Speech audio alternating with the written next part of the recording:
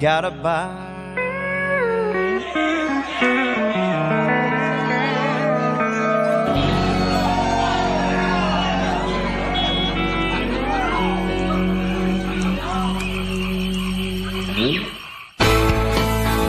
Real country. This is the Hudson Valley's home for classic country favorites.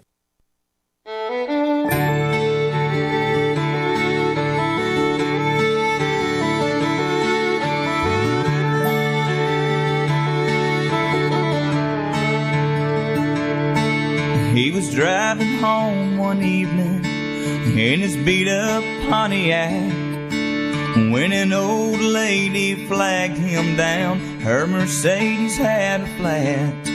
He could see that she was frightened, standing out there in the snow, till he said, "I'm here to help you, ma'am. By the way, my name's Joe." She said, "I'm from St. Louis, and I'm only passing through. I must have seen 100 cars go by. This is awful nice of you." When he changed the tire and closed her trunk and was about to drive away, she said, "How much do I owe you?" Here's what he had to say. "You don't owe me a thing. I've been there too. And someone once helped me out just the way I'm helping you. If you really want to pay me back, here's what you do. Don't let the chain of love end with you." Well, a few miles down the road, the lady saw a small cafe. She went in to grab a bite to eat and then be on her way. But she couldn't help but notice how the waitress smiled so sweet, and how she must have been 8 months along and dead on her feet. No, she didn't know her story, and she probably never will. When the waitress went to get her change from a $100 bill, the lady slipped right out the door and on a napkin left a note. There were tears in the waitress' eyes when she read what she wrote. "You don't owe me a thing. I've been there too. Someone once helped me out just the way I'm helping you. If you really want to pay me back, here's what you do.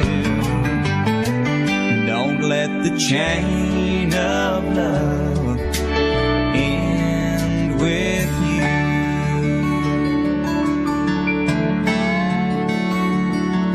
That night when she got home from work, the waitress climbed into bed.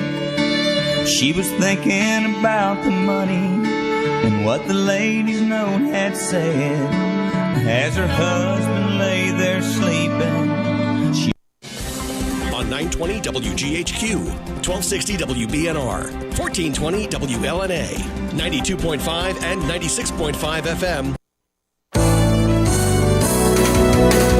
You're listening to Kingston Community Radio on WGHQ Kingston.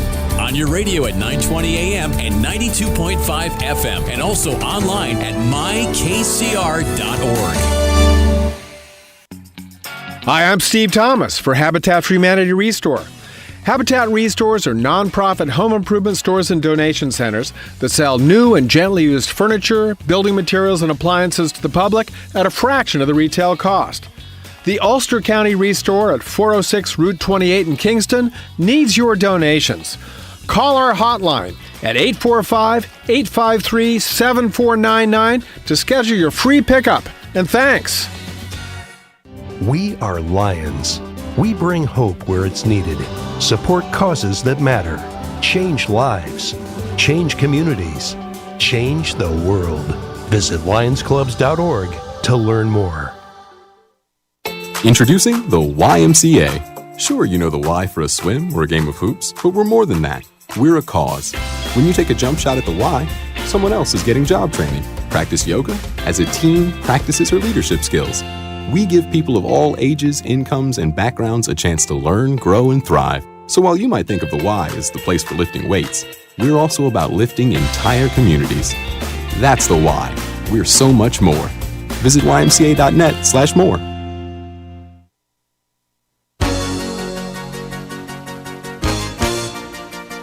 Hi, this is Winnie from the Rosendale Seniors, and I support Kingston Community Radio, and so should you.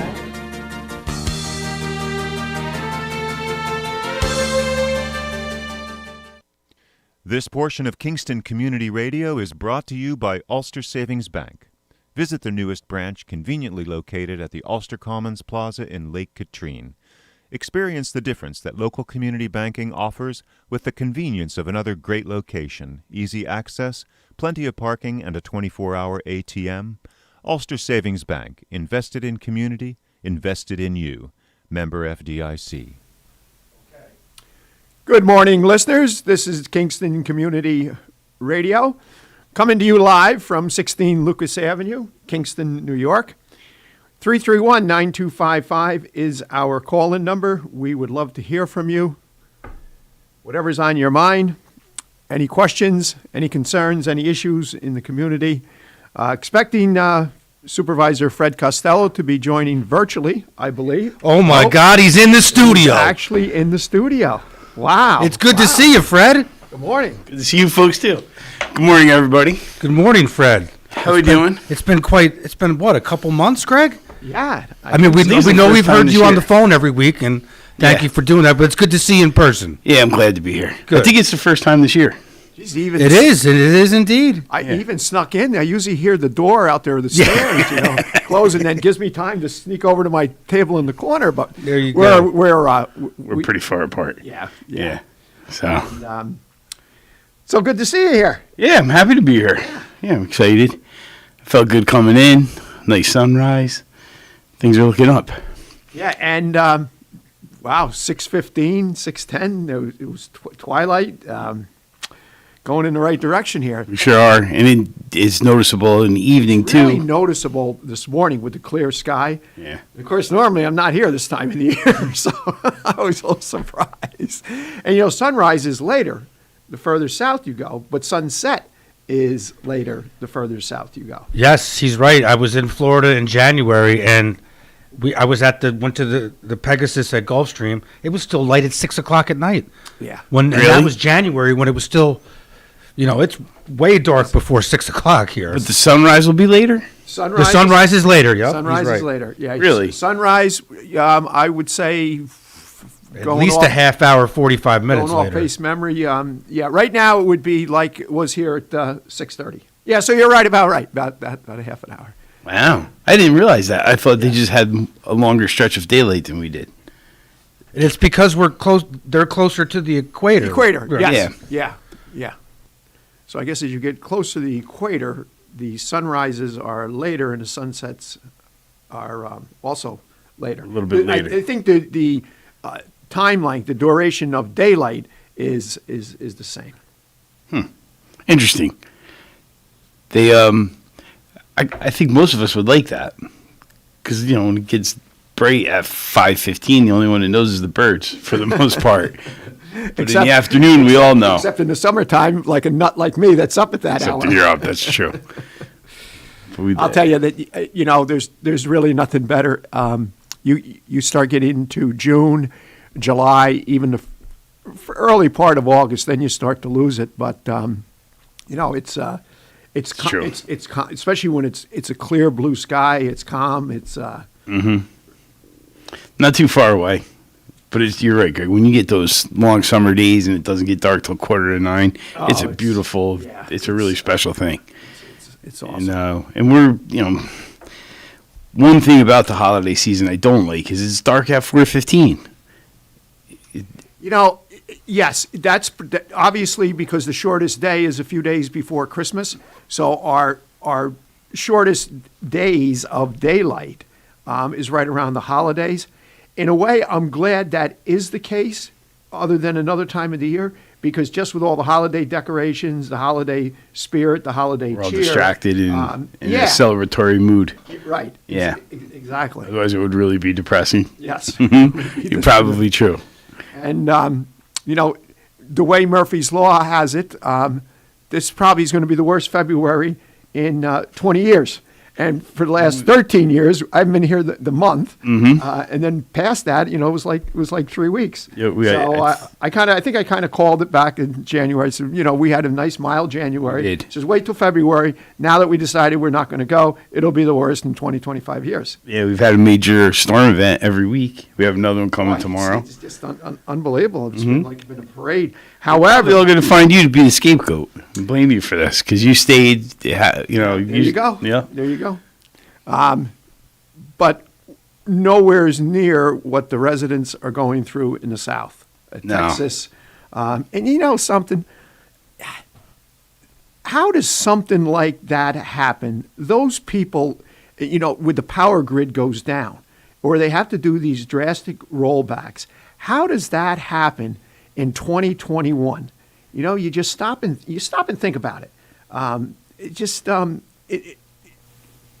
It's mind-boggling to me. I don't know about you, but to think that a power grid can get taxed to the extent that power grid has gotten taxed, where they're forcing to shut power on. Even where the storm damage has not cut power, they are cutting power to residents. And of course, down south, because they don't use heat a lot, everybody's got electric heat. Yeah, everyone has a heat pump or a. Yeah.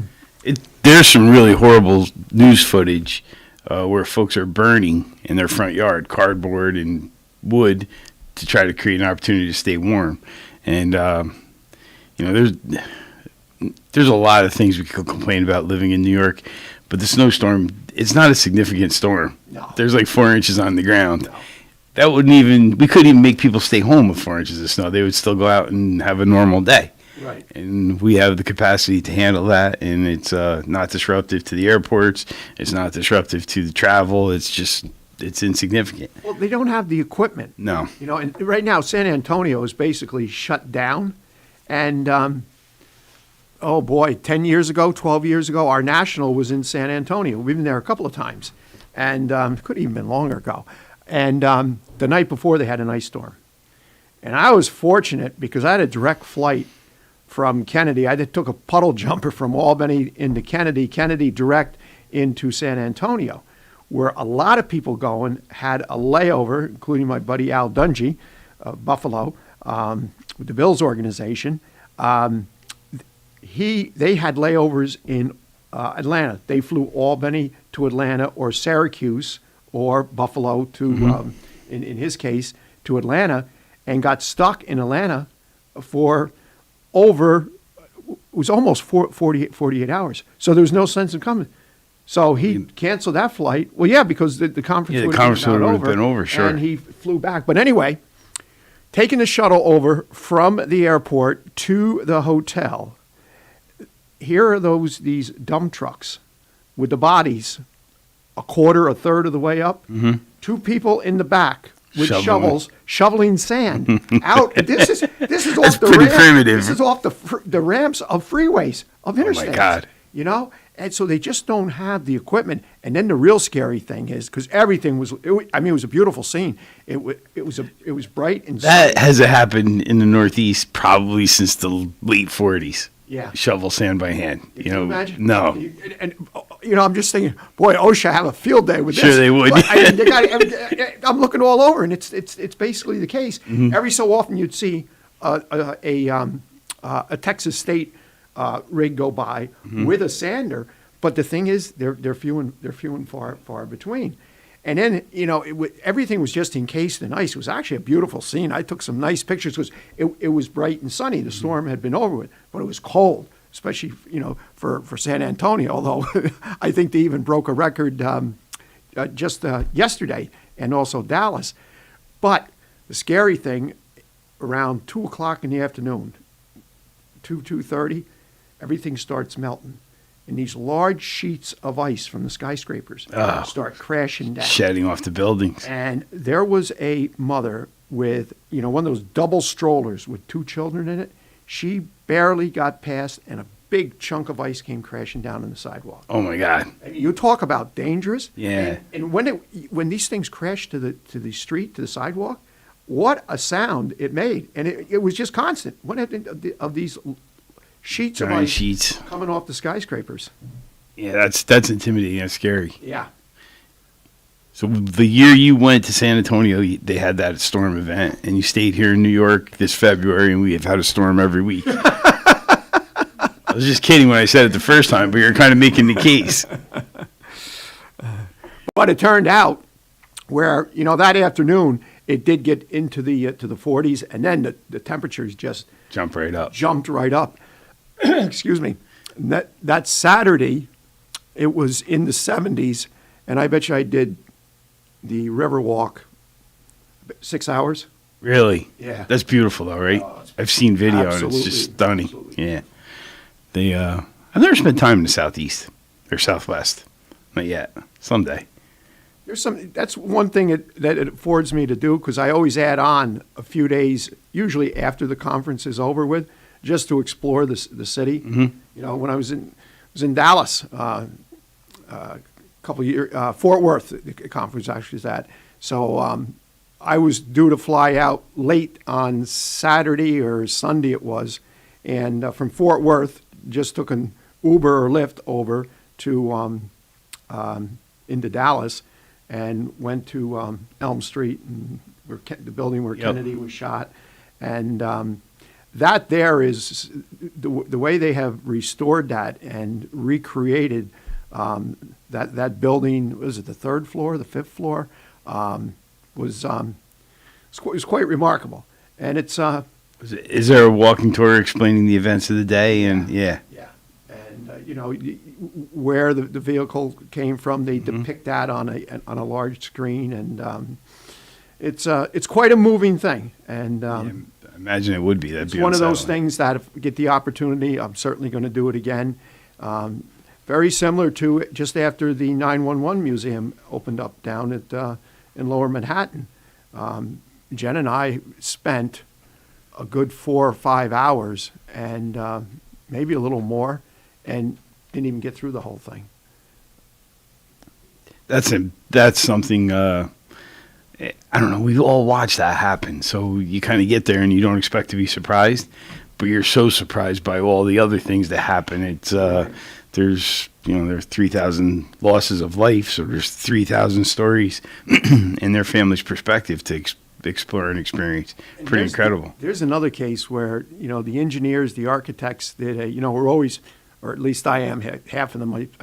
I swear sometimes they design things that are just about impossible, but the way they were able to restore and take advantage, so it's like real life. Like when you're going down the steps into the one basement, they're concrete steps, and they're all busted and charred from the heat. From the heat of the day. The intense heat that worked on that concrete, to break down concrete, the heat had to be so intense. Yeah. And, you're right down where they got the wall, and on the other side is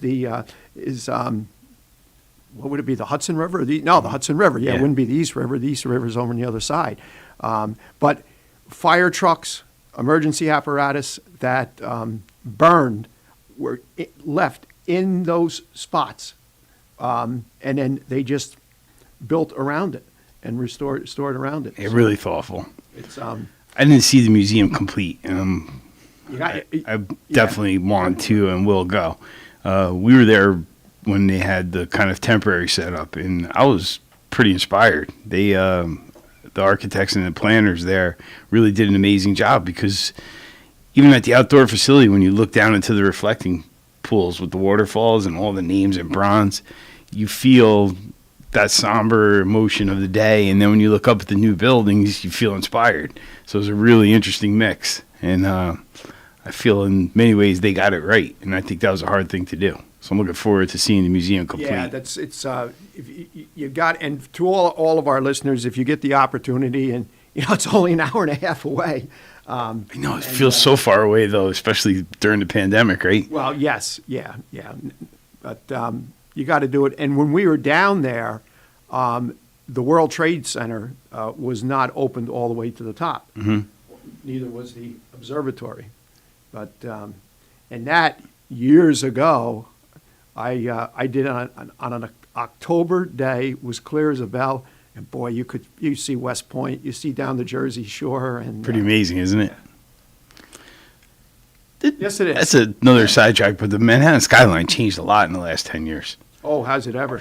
Yeah. We, those buildings that are on the south side of Central Park, they're all super talls, over 1,000 feet, and I think there's 4 or 5 of them. And when you go down Jersey and you look across, it's dramatically different than it was 10 years before. Sure. Yeah.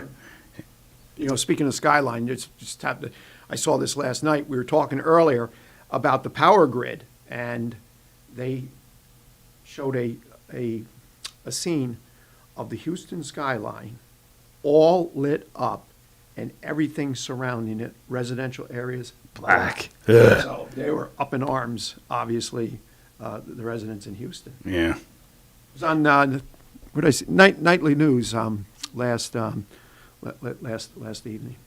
I remember doing the show with you probably 8 or 10 years ago when you came back from one of your conferences, and you talked about, I don't remember the individual's name, but he talked about climate change and how it would present itself. Frank Rossi, right from New York State, Cornell. Yep. Cornell. And when you think about what's happening, we're having a somewhat traditional type winter. It's fun to complain about the weather, but it's not uncommon to get a snowstorm every week or 10 days.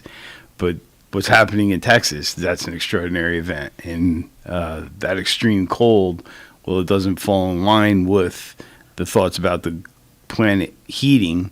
It is direct result of the planet heating. And the cold weather down there, they're just not equipped to handle it. They're used 12 degrees in Dallas. That's amazing. That's 12 degrees. Yeah, it's really amazing. And it's crippled. It's crippled the city. Yeah. The planes are parked. They can't clear the interstates.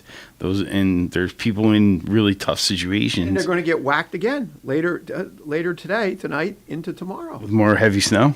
And ice. Yeah, ice is even worse. Yeah. Yesterday when I went outside, that was depressing. Yeah. Because I heard the rain. I was like, oh, yeah, we're not going to have to shovel. Yeah, right. And then everything was a sheet of ice. I'm like, well, what are you supposed to do with this? Grab a pair of skates. Grab skates. There's not a whole lot you can do. You throw some salt on it and wait for the sun. But if you get those extreme cold temperatures, even salt isn't as effective as it should be. But we're fortunate. In the struggles with the power grid, everybody down there either has a heat pump or electric heat. What do you do? I know. But, again, when you have a grid that size, that's the other thing that amazed me. When they showed that map, it literally went from Texas, I believe Louisiana's in there, all the way up the center part of the country, right up to the Canadian border. Yep. Pretty incredible, right?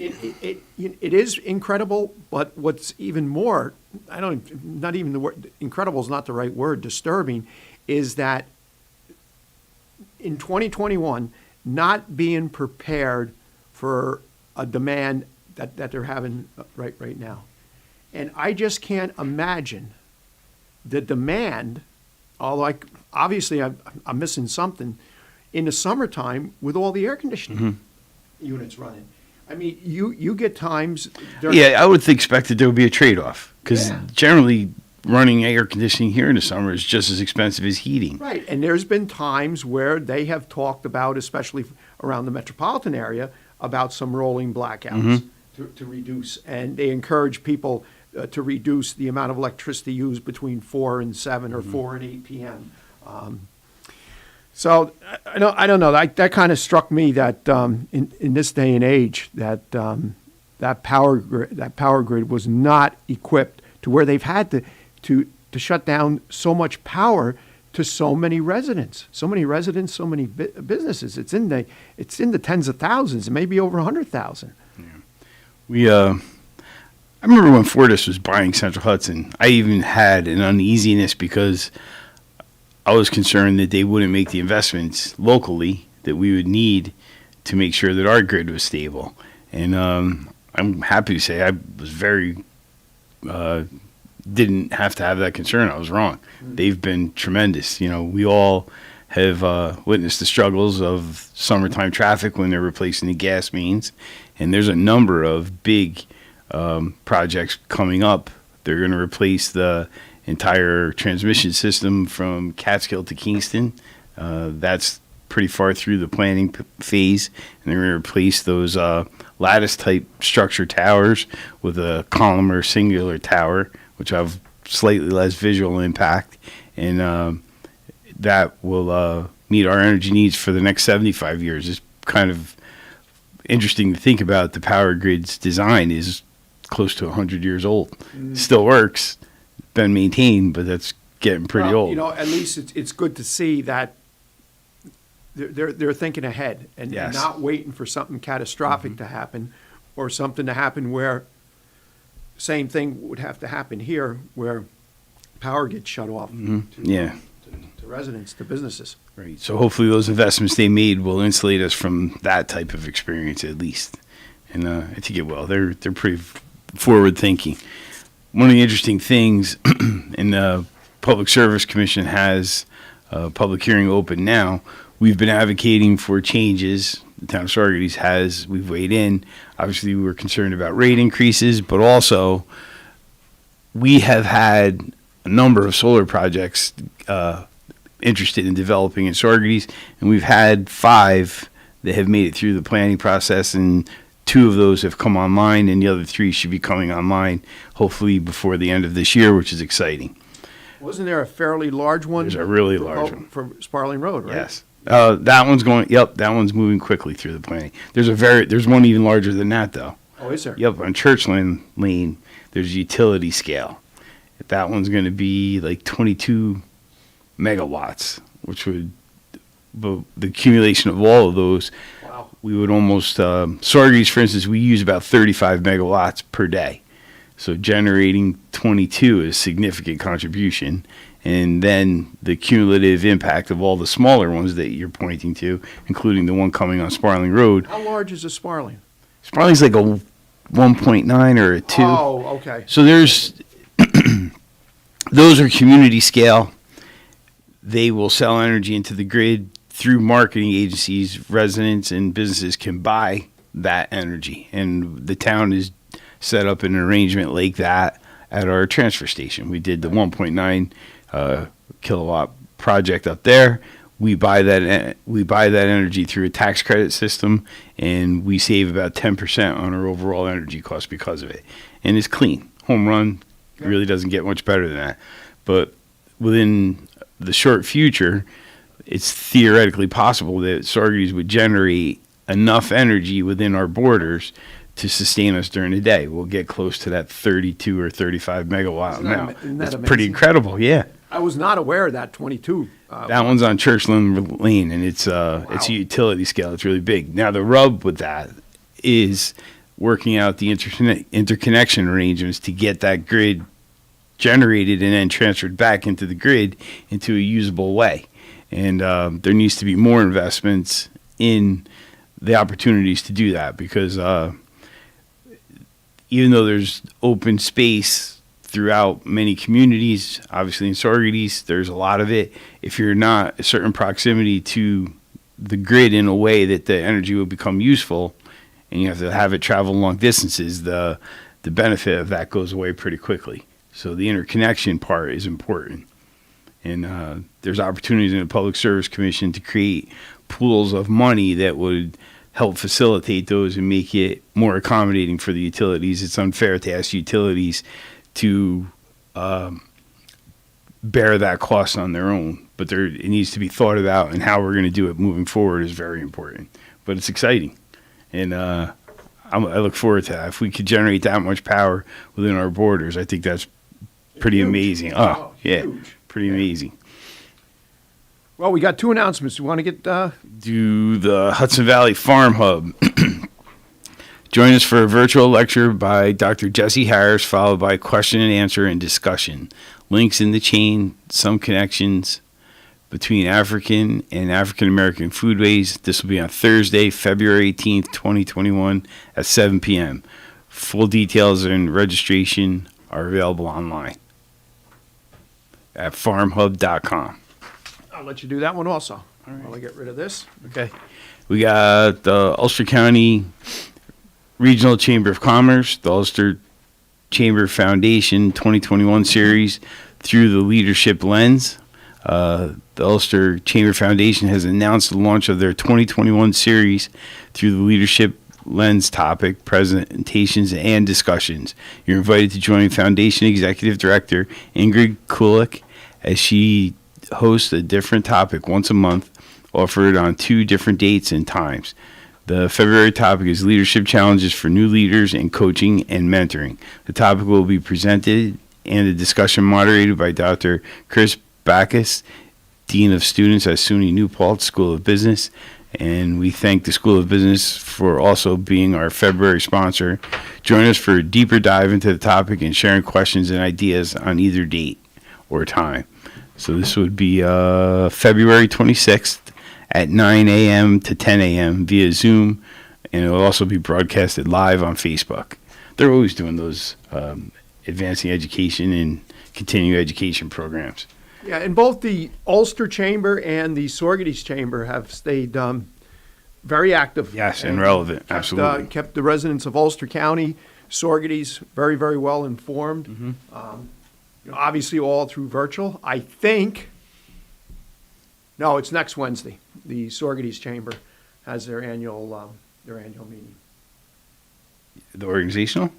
Well, no, they're monthly. They're monthly, okay. I said annual. Yeah. You threw me. I thought they did that already. Actually, that was January. With the annual with the with elections, and then next week, on Tuesday the 23rd, the Ulster Chamber virtually is a virtual breakfast, and in fact, one of the guest speakers is going to be with us at 8:30, although probably virtually. I don't believe Senator Hinchy's coming into the studio, but Senator Hinchy and Assemblyman Cahill are going to be the guest speakers for next week's chamber. Perfect. As we're talking about the Chambers of Commerce, you remind me the Sorgeties Chamber is sponsoring the gift card program right now. You can go to your local restaurants, all the participating members. You can buy a gift card. Those gift cards will then be sent to the Council of Churches, who will provide them to families who are in need. It's being well received. We're doing it at Sue's, and daily people are coming by and picking up those. It's a good way to help your neighbors, and it helps support the local businesses as well. Nice. Yeah. All right. We'll give it to you. Yeah. Time for a break. We'll be back in a few. You're listening to Kingston Community Radio on WGHQ Kingston. On your radio at 920 AM and 92.5 FM, and also online at mykcr.org. Question: what will you find on all over-the-counter or OTC medicine packages to help you choose the right drug and use it safely? The answer: the drug facts label. This label lists the medicine's active ingredients and purpose, how much to take, and warnings you should know before using it. Remember, even OTC medicines you buy without a prescription can cause side effects you don't want. So follow the information listed on the drug facts label. For more information, visit fda.gov/drug facts label. A message from the U.S. Food and Drug Administration. Long ago, you wouldn't think of galloping on a horse while doing calligraphy, and you wouldn't have attempted to ride your bike while typing a letter. Yet you think you can safely operate a multi-ton vehicle while texting? Behind the wheel is no place to multitask. If you want to BRB, drive now and text later. Lives depend on it. Visit StopTextStopWrecks.org, a message brought to you by the National Highway Traffic Safety Administration, Project Yellow Light, Noise, and the Ad Council. 100 years ago, there were 100,000 tigers in the wild. Today, there are as few as 3,200. The Earth's wild animals can't speak up when they need help, but we can. Be the voice for those who have no voice. Visit worldwildlife.org. Hi, I'm Steve Thomas for Habitat for Humanity Restore. Habitat Restores are nonprofit home improvement stores and donation centers that sell new and gently used furniture, building materials, and appliances to the public at a fraction of the retail cost. The Ulster County Restore at 406 Route 28 in Kingston needs your donations. Call our hotline at 845-853-7499 to schedule your free pickup. And thanks.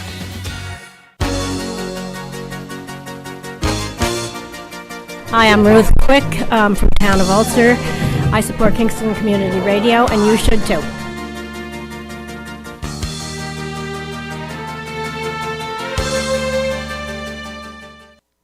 This portion of Kingston Community Radio is brought to you by Ulster Savings Bank. Visit their newest branch, conveniently located at the Ulster Commons Plaza in Lake Katrine.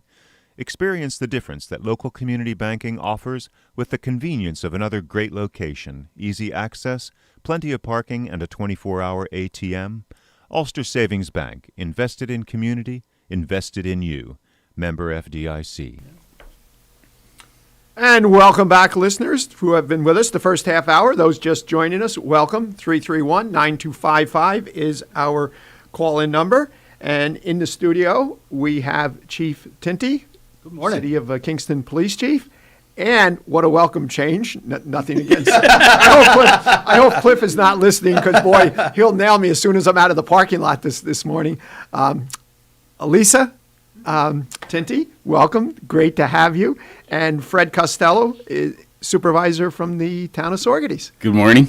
First time he's been back in a while. All year, yeah. We're slowly starting to get back, normal. hopefully, to what will be a new normal. We'll never go back to the normal that we knew.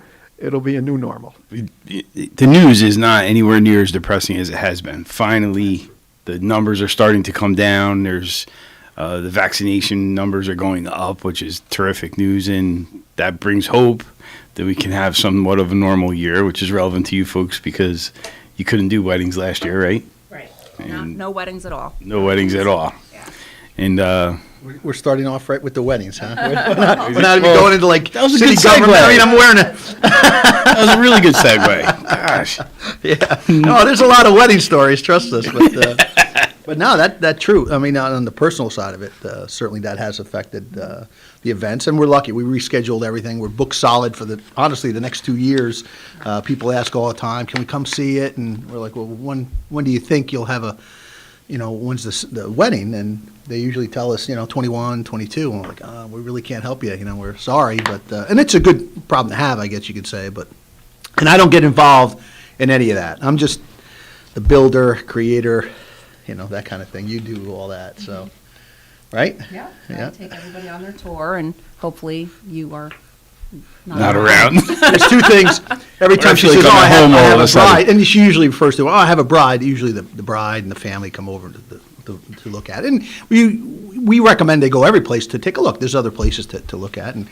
But she tells me all the time, I have a bride coming today at 11 or something. Just make sure you and the dogs aren't around. Okay. So you feel really welcome. Finding a spot in the woods and going there for a little while. But you feel warm inside, doesn't it? Oh yeah. Oh, absolutely. Yeah. Sometimes they'll see me through the woods. Who's that back there? Oh, don't look in that direction. Just wave as we go by. Don't pay them any mind. Yeah. That actually. You guys live there, so it's got to be some exciting but disruptive at the same time. Well, you got to figure for us, it's we do 10 a year, limited by the town. The town of Marbletown has an events permit process. So we kind of started out. We were grandfathered in now. They don't allow it anymore. There were some issues certainly in some locations, I guess, and without getting into the that's common across. It is, right. And honestly, I think we try to be as accommodating as possible. We're located right on 209, so the location itself, there's no issues with traffic, and I think that's really what caused a lot of problems for some of the other places that want to do events. And with us, that's not the case. But it was an old farm. It used to be the F&C or Brooks Dairy Farm on 209, 300 cows, I guess he had at one point. It was an operating dairy farm, and when we got there to look at it, we were looking for something closer with a little bit of property, privacy, right? That's what I'm looking for to some degree, and completely turned that on its head. No privacy. There's no privacy. Property than you want. So we got to look at it, and it was in need of some serious work. The property had been they hadn't had cows or anything going on in there for almost 10 years. So a little bit of barns were in deferred bad maintenance, shape. to be The polite. house was in bad shape. I mean, it just needed work, and an old farmhouse. And my wife, my loving wife, convinced me to use my construction and building knowledge to rebuild that all there. And I'm telling you, it has been when I tell you a tremendous amount of work, and we are so fortunate to have the family that we do. They are, right? They pitch in every time. They, like, oh, we're doing roofing tomorrow in the snow. And they're like, okay, we're on a group text. And I'll make lunch and show up. And they come. They come. There's a Yeah. How long have you owned the property for? We looked at it in January of 15 is when we started to look at the property. So this was recent. Yeah. So to be completely honest, we looked at there was a number of properties you had picked out. You said, listen, there's property from 30 acres to this 130, and I said to her, 130? That's crazy. I said, I can't do 130 acres. It's just too much. So for some reason, and I really don't know why, it really truly God intervened on this one. He kept bringing us back to that property. Well, we kept passing it to go Yeah. see other properties. Yeah, so he kept bringing us back, and so finally I give in. I said, okay, let's take a look at it, right? And so we pulled in, and the house needed a new roof. The back half of the addition was falling off. It was an old 1800s farmhouse. Really didn't have any heat. Had a wood stove in there. To put it in perspective, and it had good bones, right? The house itself had good bones, but the people that were there, first it was, they went for 10 years, right? And two, they really are. I'll say this, the Brookses are one of the hardest working families I've ever met in my life. I don't know how they did it, right? And You should mention, they still have a dairy farm. They just moved down the road. So they're on Tongor Road, and they still are They still operate a operating dairy farm? farm. Yeah.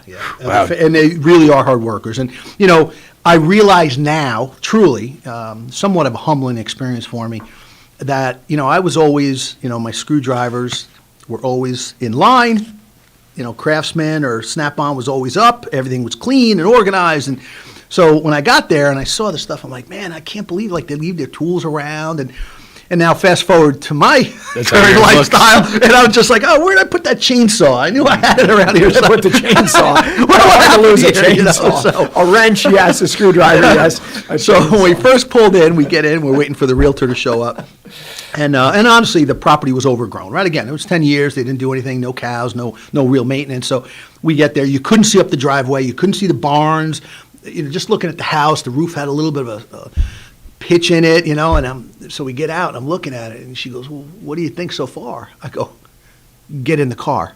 I said, we're leaving. And she goes, no, really. I go, get in the car, we're leaving. I'm not doing this at my age. I said, I can't do this. I said, it's Just the overgrown. There were snakes and it was bear, and we had it all going on. So we I don't know. Again, I don't know why, but Frank was great to work with on the real estate deal, and we came to an agreement in August of that year. We closed on it, and then the first thing we had to do was put heat in the house. Believe it or not, I mean, it had a wood stove, but that was it, and so we ended up, putting heat in there, and it worked out well, and then we got the permits to tear off the one addition and replace that, and now we just keep adding. But the vents came in 16 with our first one. We got married there. The first wedding.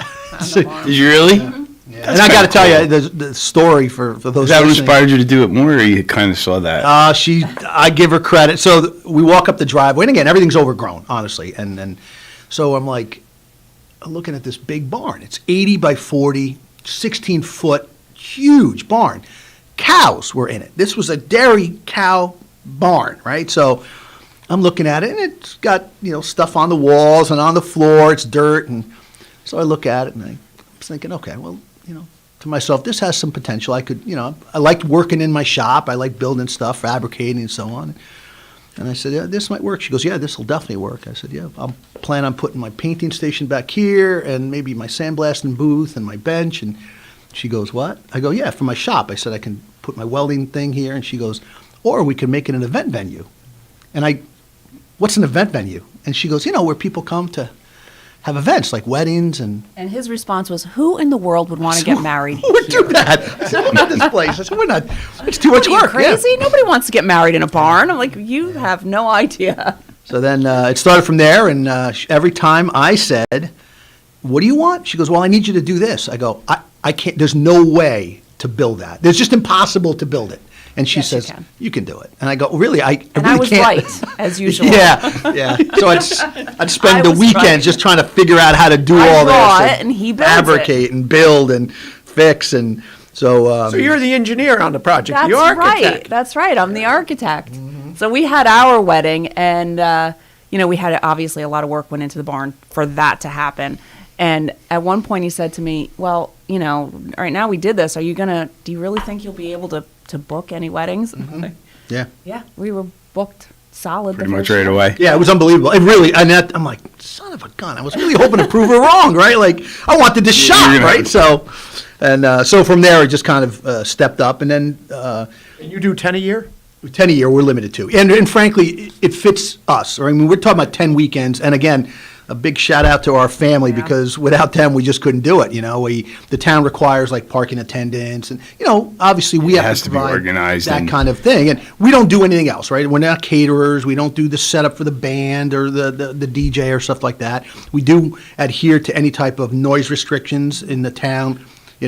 10 o'clock, that's it. We're done, right? They pull the plug and Not 10:01. And 10 o'clock. and literally, she is at the DJ station with her hand on the plug at 9:59, looking at that clock. And if the guy's like, "All right, one more," That's what you have to do. how that goes. And I, They you can know, do one more, but without sound. Yeah. Right. And the couple, of course, knows well in advance that this is what the rule is, and we follow the rule. We do not bend the rules for anyone. Yeah, that wouldn't So- probably look too good on the front page of the Freeman that Right. the Kingston City Nope. Police Chief And is. every hour, I'm in the building and going around to neighboring properties taking sound checks because Do you? yes, to make sure that the neighbors are not being disturbed. I mean, we take it very seriously. We don't want anyone to complain. We want to be able to do what we do. That's a very proactive measure. Because, like You guys live right. there. They're We your live there. neighbors. That's You it. don't- That's the what we- last thing you need we is- live there, yeah. right? So we really don't want that concern. And we think 10 o'clock is reasonable. I think the town recognizes that that's the case, and that's where the limits are, So, when we're there, we help set up and do stuff like that. There's, when we got the property, there were 3 fields, one about a 4-acre, another one about a 2-acre, and then the large field is a 25-acre hay field in the back. And although we tried haying it, again, a big shout out to Frank Brooks and We his discovered family. we really are Holy farmers. cow! What a tremendous amount of work, and but these guys are just fantastic at it. And so the road was small. We had restrictions going up to the main fields, and we did it. I mean, we ended up working through it. We got the Board of Health approval on it, and then the town approved it for the events, and they had on-sites, they did noise surveys and stuff, so they brought their own equipment down there and took decibel readings, and so everything was a process, right? So, but now we're approved. I think they just did something this past month now, and tweaked the process a little bit. Instead of an annual renewal, now it's automatic as long as we have the building safety inspection, the fire inspection. Which, again, you look and go, oh, it's a big barn. Like we have fire extinguishers, exit signs and stuff like that. And that's the big, people get upset with those, but, it's easy, there's a vacant spot, and you stack stuff there. If that's where your electric panel is, that's a problem. So somebody has to remind you, hey, that stack of pallets is in the way, and if you can't get to the electric panel, that's Something a like bad. that. And right now, we call it, we're in full farming mode, but because of maple season, right? That's the next thing. Yeah, We already right have around the bend, lines right? already tapped. Right now. And even, It's happening. Yeah, we're running So vacuum. it's flowing last night. already. Yeah, we got a couple of totes full, and even that, this past the weekend, right? The whole family showed up, and for a slice of pizza and a cup of coffee. Incredibly blessed. When he says our family helps, we've never had to hire anybody for the wedding events or during maple season. Our family is Comes and amazing. makes it Absolutely happen. amazing. And And we they're have just as fun. crazy as we are because they actually look forward to it, right? Every year around Christmas when we get together, they'll say, okay, what are the calendar dates for the weddings, And But the weddings really are fun because it's all, there's a lot of work before the wedding happens, of course, making sure all the guests are where they need to be and getting everything. Like he said, we want to make sure everything runs smoothly. But then once the reception starts, we're just kind of together, our family, and we're eating and dancing and Enjoying having it. fun off over outside. No, it's great. It really is. And so far, we've been very lucky. I mean, there's always the initial panic phase, right? The bride, the weather or something will just tweak. And so, but we usually work right through it, right? And we promise each and every one of them whatever we can do to make this really your special day, we will, and we have. And so at one point, I know both of you know Ryan Kuhn. Yep. He was up in Saugerties. And so Ryan got married. He was one of the first ones, honestly. That's how we met him. He came to the property, him and his wife Jenny came to the property. And again, at the time, I remember, like, he said, I mean, they showed up, and I wasn't part of that, right? I'm supposed to be hiding in the woods with the dog. And so they came down, and we started, she said, oh, just so you know, this particular groom would like to help out, maybe, offset some of the cost. And I'm like, what do you mean, like, help out? Like, what does that mean? And like, well, help out, maybe barter some of his time and skills. I go, what skills does he have? And so she's like, well, just talk to him, find out. I'm like, yeah, I'm not really like been working with people. Right. And I kept saying, but you kind of need more help than me. She's like, but you can't keep doing it, right? I can't hold up the beam. I can't do this. We can't.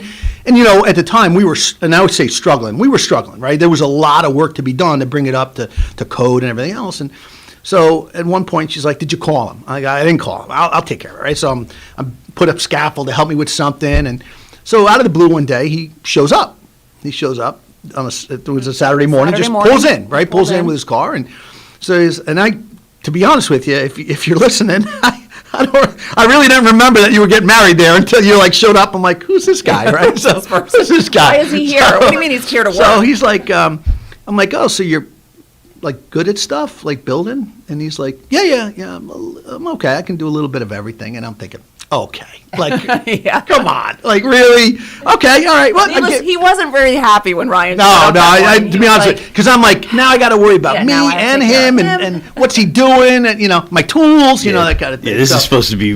I'm doing it because I want to in this therapy. I don't need somebody slowing me down. So he shows up and he says, well, have you had very polite, well spoken. He says, have you thought about it? I'm like, yeah, I guess. He's there, right? I'm like, yeah, I guess we could try it. Sure. Okay. Yeah. So he wasn't happy. I'm like, all right. So, she's like, well, just try it. I'm like, yeah. Be nice to him. Yeah, be nice to him. He's here to help you. I'm like, nice to him. Okay. So he puts on his apron. We start measuring, and I'm digging stuff, and I look over, and I see him doing things, and I see him take out paper, and he's writing stuff down. I'm like, what is this guy doing? Like, what?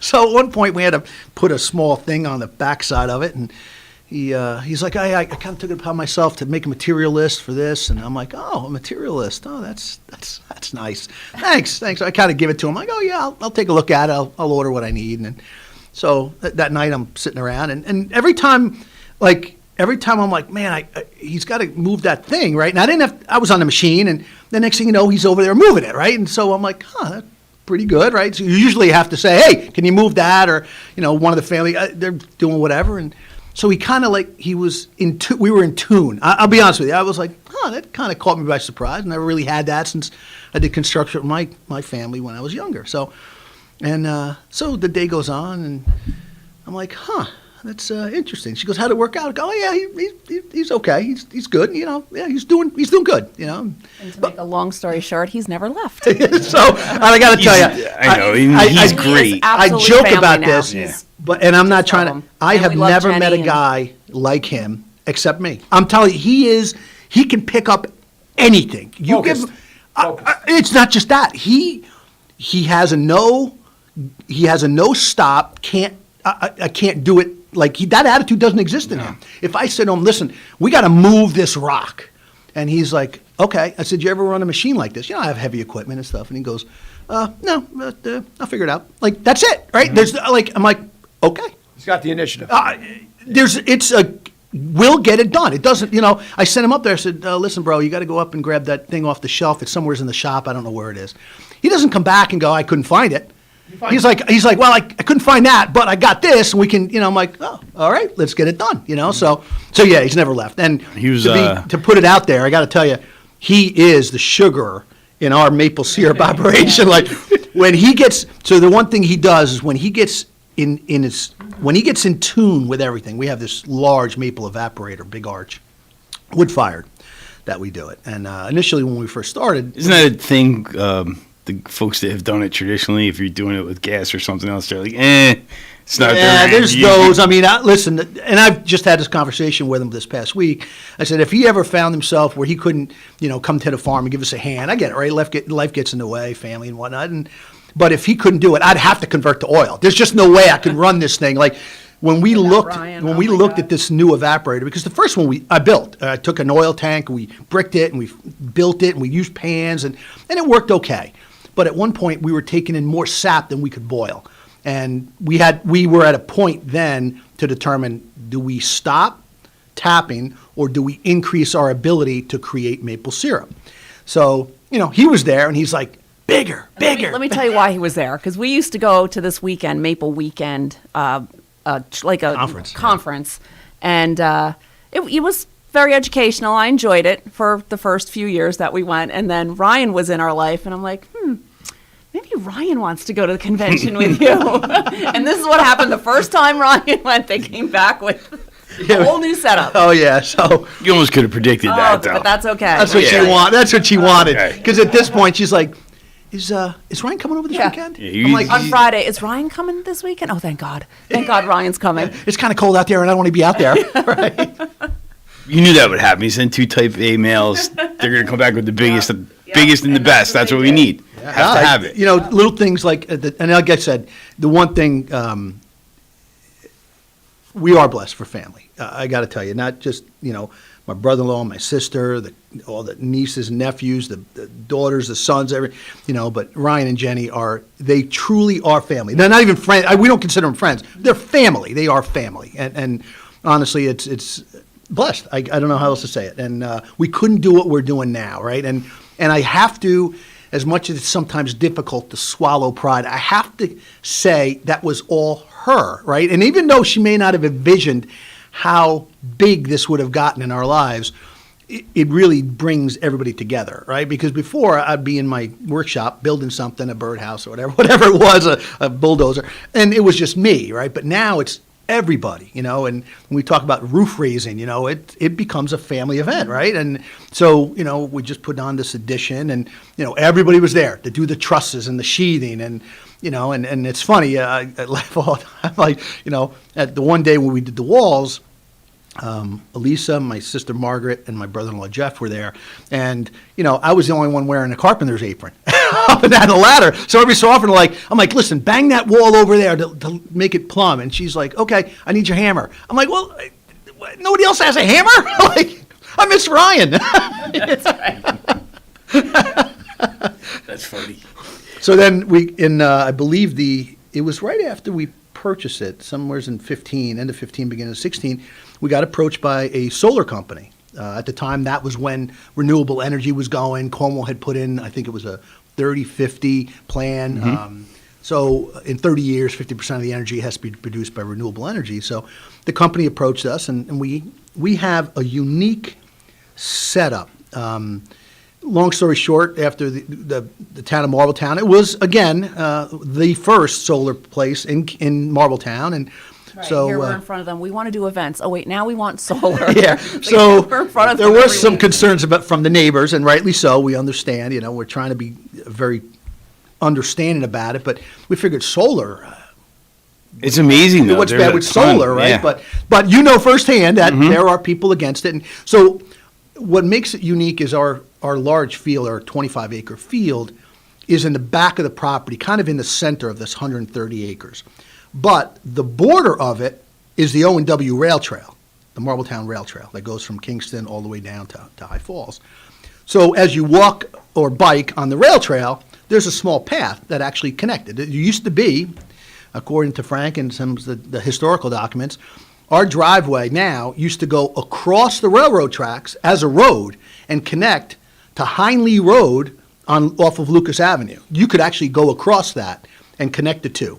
And there is a right-of-way back there, I guess. But so the rail trail's there. They ripped up the tracks, obviously, make it rail trail. And so as you're walking down there, you can see the solar field. And not all of it, obviously. There's a rolling hill back there. But so they approached us, and then on top of just putting in the field, part of it was they put in a road development. So they actually created a larger. Our road was a driveway, literally 10 feet. If you drove up a pickup truck, the mirrors would hit the vegetation and the brush and the trees, and so they came up there, and over the course of a week, they brought in dozers, and we're on a substantial amount of rock, Stone Ridge, right? So they hammered everything out and put in the gullies and the drainage, and did a great job. They really did a great job. They got to finish the landscaping up this year after the SWIP gets in place. Stormwater. But other than that, there was literally years of planning going in front of the planning board and the zoning board, and it was very educational. What goes into a project this size, where we're located. We have endangered bats on our property, so now you got it's the all Indiana about bats. Yes, Yep. now it's all about the brown-nosed bat and their mating season. So everything had to be done at a certain point and not past this day. And it looked like a tornado went up our driveway because the day before, that was it. Everything was down on the ground for the bats. Then they discovered we had a bald eagle on the property, and everything comes to a screeching halt, and somebody now has to live in a duck blind to follow.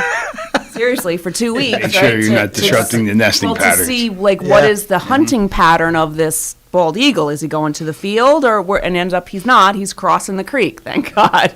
And we had, they had to go in and check, do we have the bog turtle, right? Bog turtle, they had to put a big fence around the entire project underway just so it wouldn't impact any type of amphibian life and turtle that we could have, and then they determined we don't have the bog turtle. Right, that's true. Bog turtles are the bane of all development because they only come out like for a short amount of window. Right. And that's it. Yeah. And then they go burrow and you don't see them again. They sent a team of archaeologists twice. They came up from Virginia to do soil samples twice. They came up. I can't imagine the expense that went into just approving, and this is before they said yes to this company. They had to spend hundreds of thousands of dollars. The team came up and they did their work, and then they decided, the town said, they didn't go out far enough, so they had to come back from Virginia. A whole team of archaeologists. It was crazy. They must have found like chert and other things that were relevant to Indians. Yeah, not in that field area though. So they just had to concern themselves with anything within the line of disturbance. So. But they had. We're getting a cue. Cue for the time. Yeah, Are we there yet? I guess we can break a a minute. little bit. Well, I mean, you're talking about survey line was almost 2.3 miles that they ended up doing a full survey on. It's a big chunk of property. So depending on your perspective, when you go through that process, on one hand, if you're the developer, you just want that to be done and you want it to be over, and you're not overly concerned about those things. But on the other hand, you learn things about your community that you just would not have known otherwise. And sometimes you stumble across something that is significant, and it's important to do that. I remember when we were doing the planning for the water and sewer district in Kings Highway, they found chert. And I didn't even know what that was. I'm like, chert? And they're like, yeah, now they have to do this, and it has to expand the radius of the study. And I'm like, what? And all that is when they make the flint arrowheads, they chip it away. Yeah, there's that. And what falls off is chert. And I'm like, how can that be significant? But it is, and it's common to find it, especially where there's a lot of stone and flint, especially. So when you learn about it, you kind of identify those areas and you zone them off, and you move on from there. It's interesting. And we are now at the top of the hour. We'll pick up on the conversation in a few. Listening to Kingston Community Radio on WGHQ Kingston. On your radio at 920 AM and 92.5 FM, and also online at mykcr.org. Think fast. In the short time it takes to listen to this message, a small flame can turn into a big fire. Several minutes more, and thick, poisonous smoke may have filled your lungs and reduced your ability to respond. Give it 5, and your entire home may be filled with flames. Keep breathing. We got you. Don't let your world go up in smoke. Have working smoke alarms and practice an escape plan for you and your loved ones. Learn more at usfa.fema.gov, because fire is everyone's fight. At St. Jude Children's Research Hospital, we're fighting against childhood cancer every day. At the heart of this battle are our donors. Most of us want to make some type of difference in the lives of others. St. Jude does miraculous work. The fact that no one has to pay It's a place where everyone is treated as an equal. Everybody is welcome here, and it doesn't matter your religion or what part of the world you're from. All that is taken away. It just gives you some hope.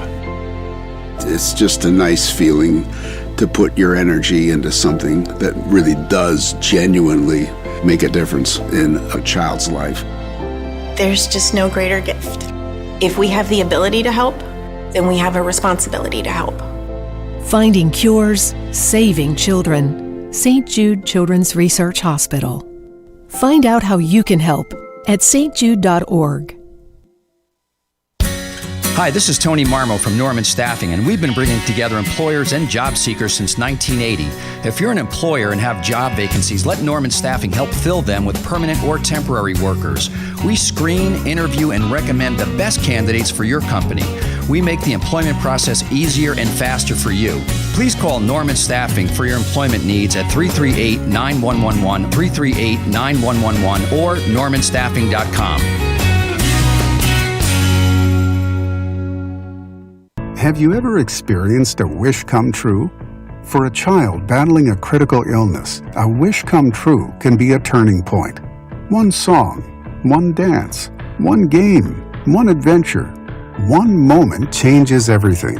Make-A-Wish needs your support to grant the wish of every eligible child. Visit wish.org now to help grant more life-changing wishes. Together, we can transform lives, one wish at a time.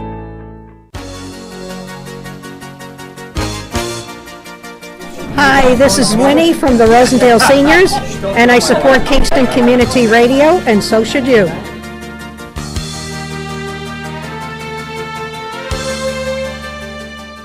This programming is brought to you by the Friends of Kevin Cahill.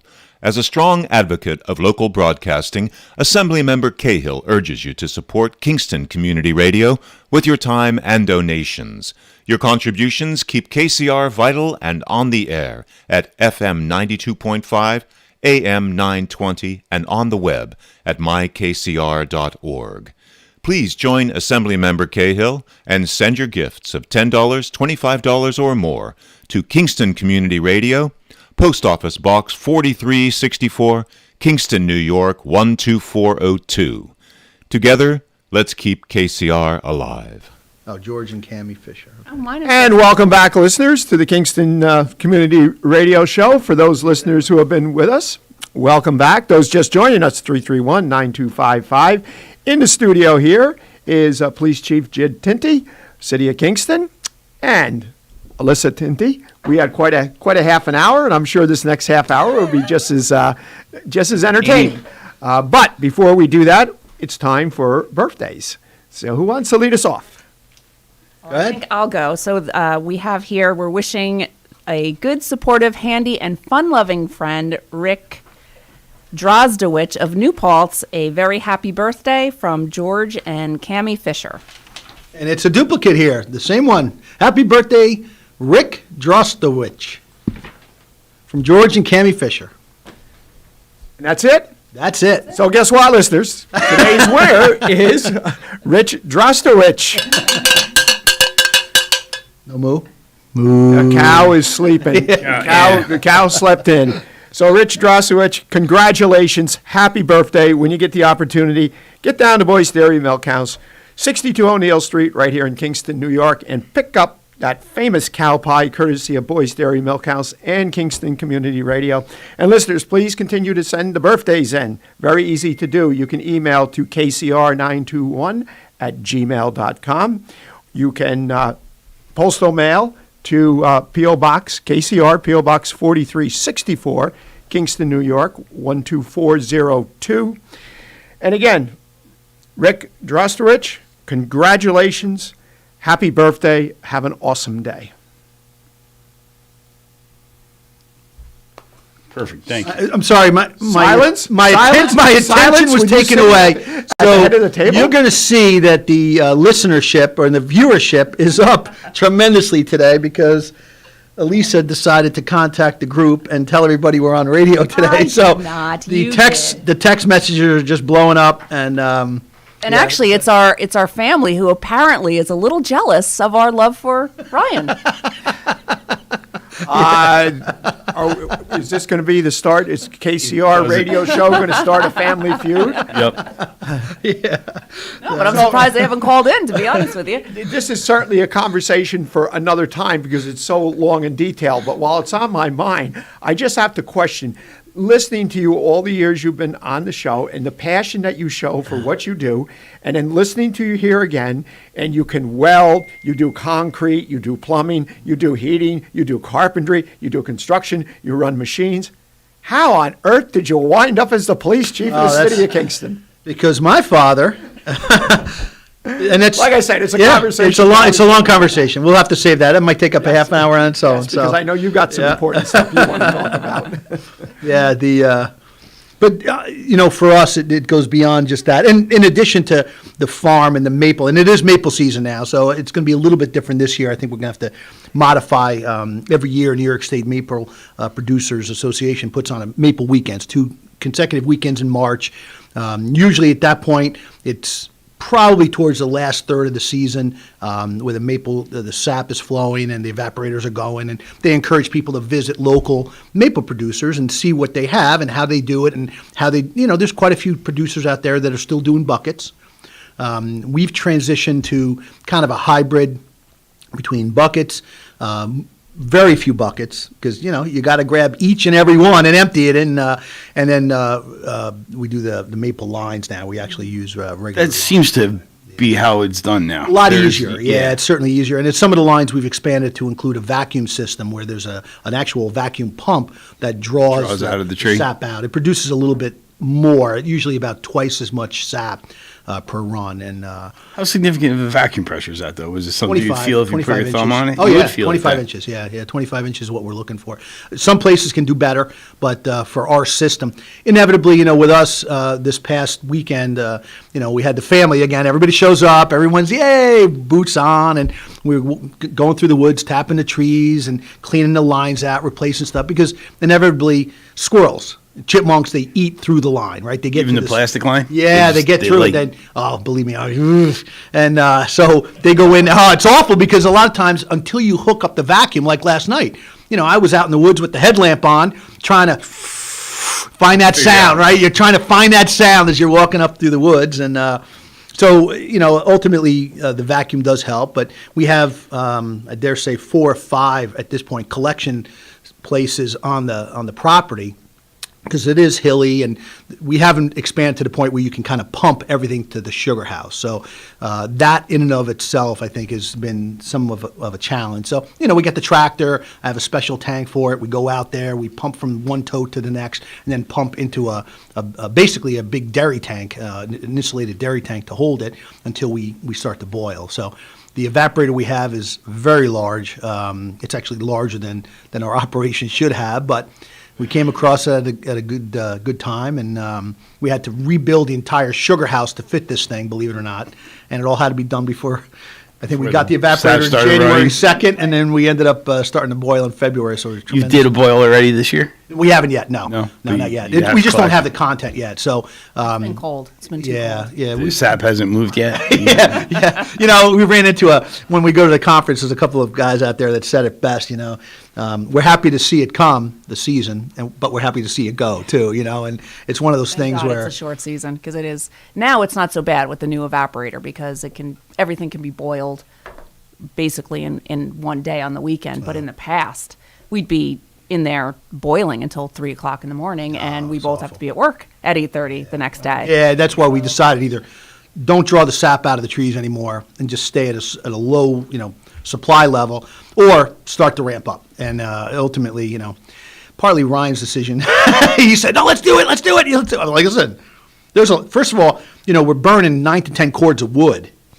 Holy cow, year. that's a lot. It's unbelievable. And the wood has to be split and seasoned, and and again, I give Ryan a lot of credit, right? The entire family's there, and my brother-in-law Jeff's piling the wood up, and you harvest the wood, and we do everything ourselves. You do all of it. Oof. Yeah, all of it. We cut it, we split it, we stack it. Actually, what we did for the past 3 years is we palletize.